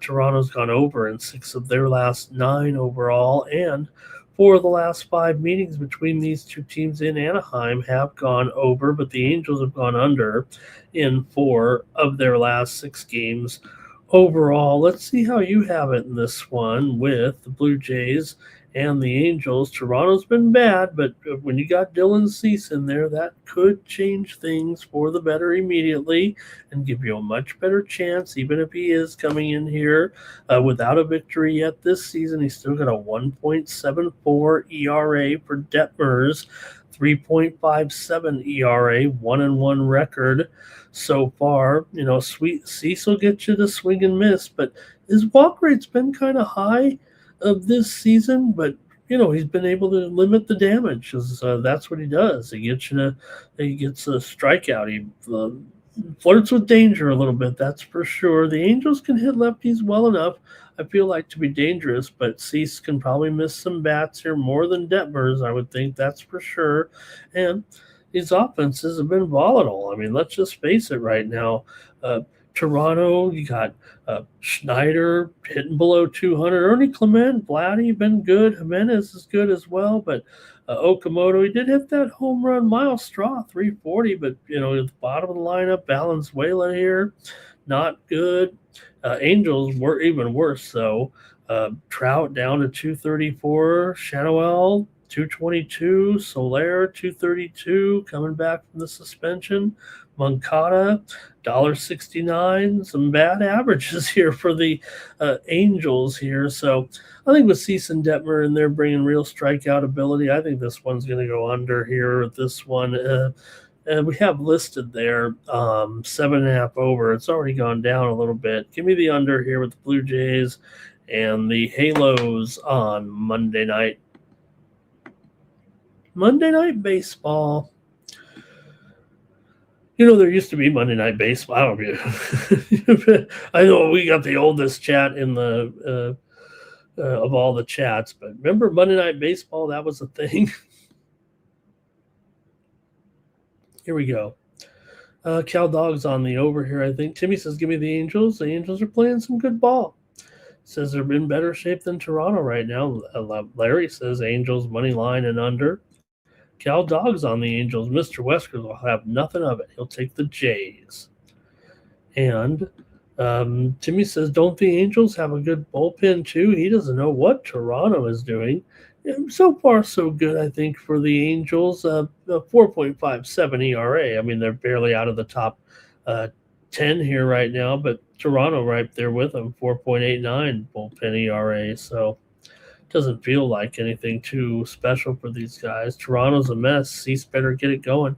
Angels have been under city here, says James Kelly, or he's saying maybe under city in this game anyway. Angels team total over for blue at I know it's not 5.5, but and Jimmy says the Blue Jays said we're going back to the World Series, and then not yet. Cal Dog, right? It was on ABC's Monday Night Baseball. They were just piggybacking off the NFL season. That was when sports on TV, right? There wasn't a lot of sports. And the Monday Night Baseball game, everybody watched it. And it also, interestingly, right, always had a good matchup. Like I don't know, it seemed like the, pitchers were always good in that, always good in that game, always had top pitchers. Okay, and James says under. I've got one more here on the card. And it's going to be the A's with JT Ginn taking on the Mariners and Emerson Hancock. Mariners here, $1.65. I'm showing them up, going up here a little bit, even late here on the board. I'm showing one major square offshore book has just moved it to 175 for the Mariners in this one. The Mariners looking to get healthy here a little bit here, 10-13 right now. The A's are 11-11, yes, sir. But Mariners here have won 2 straight as they were able to grab the series from Texas and did a pretty good job in that series, taking down the Rangers in 2 of 3 games. Meanwhile, for the A's, a little bit of a struggle here right now. Lost 3 of the last 4. Really haven't looked that great here in the last couple of games, but they're heading out on the road now. They were giving up some runs there the last 2 days against the A's, against the Rangers there. Outscored 12-5 over the weekend.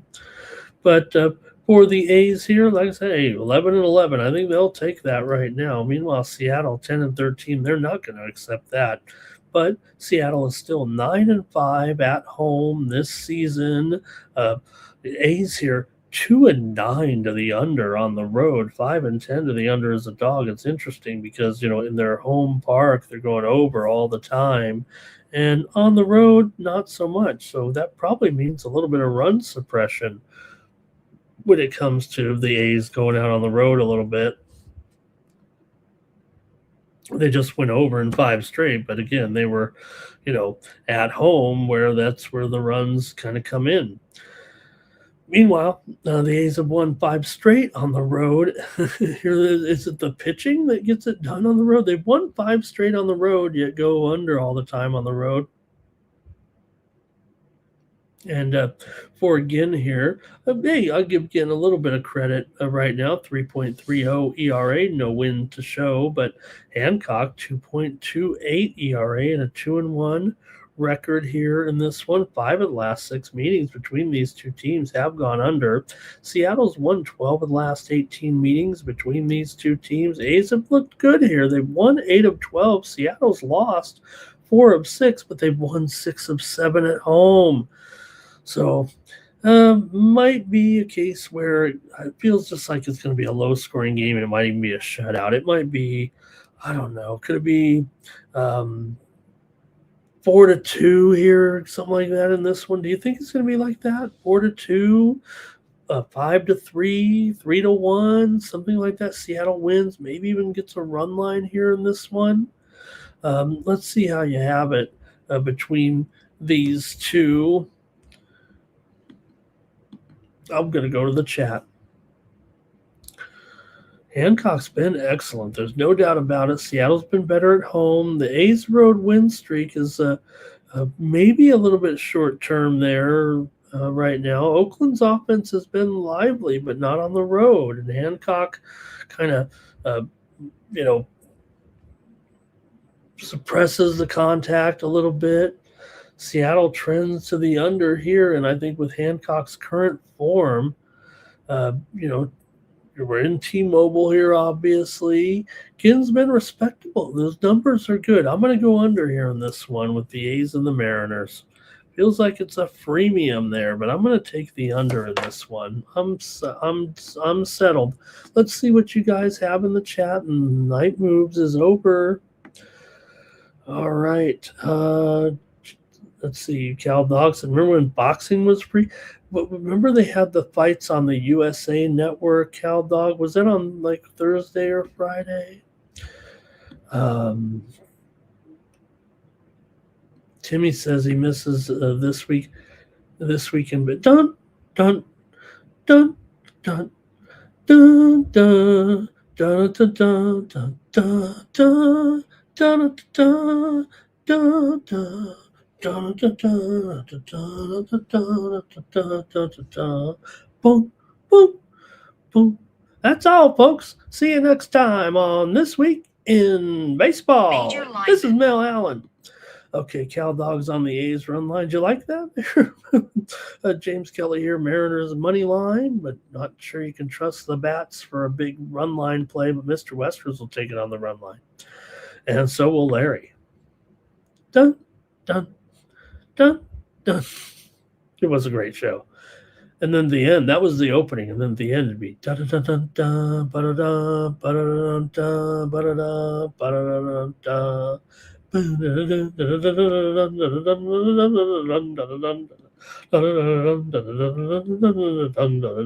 Nerfy here for Blue. Blue likes it 4-2, just as we said. Night Moves has come to an end here for Monday Night Baseball.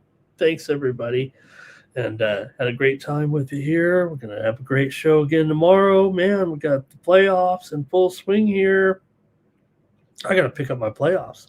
Baseball's been good. As Chico Escuela would say, baseball's been very, very good to me. Basketball, I don't know. Hockey, I don't know. So we'll try to pick it up there in the postseason here. But thanks, everybody, for joining me here on the show. And we'll be back tomorrow with some great previews as well. Don't forget to head on over to Tony'sPicks.com and use the promo code TonyT at checkout. Save 15% off those premium pick packages, including mine here. Man, it's such an honor to have 5 dozen of you here rocking with me here at 5 in the morning on the East Coast and 2 in the morning here out west. But I've run out of sports to talk about here today. I do want to mention one thing, though. Remember when I made my golf picks here earlier this week on Thursday, and I said that Matt Fitzpatrick, remember I had him on top of my list, and he was able to get it done there in a playoff. On Sunday, not in a playoff. One-hole playoff. That's right. He won the one-hole playoff, made that great shot on the approach, and scored there for me at 18-1. So I don't know if you guys were down with that, but make sure you join me here. I went over the golf. Remember, said my picks were there, and I even said take him in the betting without Scotty, which would have been a winner. Not as strong of a winner, but still got it done. What else? I watched the Long Beach Grand Prix, one of the great races here of my life, over the years. It went away for a while, but Alex Palou won again here, and Felix Rosenquist had a slow pit stop, and Palou passed him up and got the win at the Long Beach Grand Prix. Also, Tyler Reddick won the Kansas 400. He survived that scrape on a wall in the overtime restart with 2 laps left, and passed Kyle Larson. And Reddick has 5 wins for Michael Jordan this year. Wow, they're awesome in that one. And a good race there on Sunday. Also, a big game there in the EPL with Manchester City beating Arsenal 2-1. Holland with that sliding kick there to get the game-winning goal in the 65th minute. And City feels like they're going to pass the Gunners up. All right, thanks a lot, everybody. Got a few more comments there. Larry, thank you, everybody. Timmy loved Gunsmoke. He loved Bonanza. He loved those shows. All right, you guys. Really appreciate it. That's it for Night Moves. And for the Tony's Picks YouTube channel, I'm Ramon Scott. So long from Las Vegas.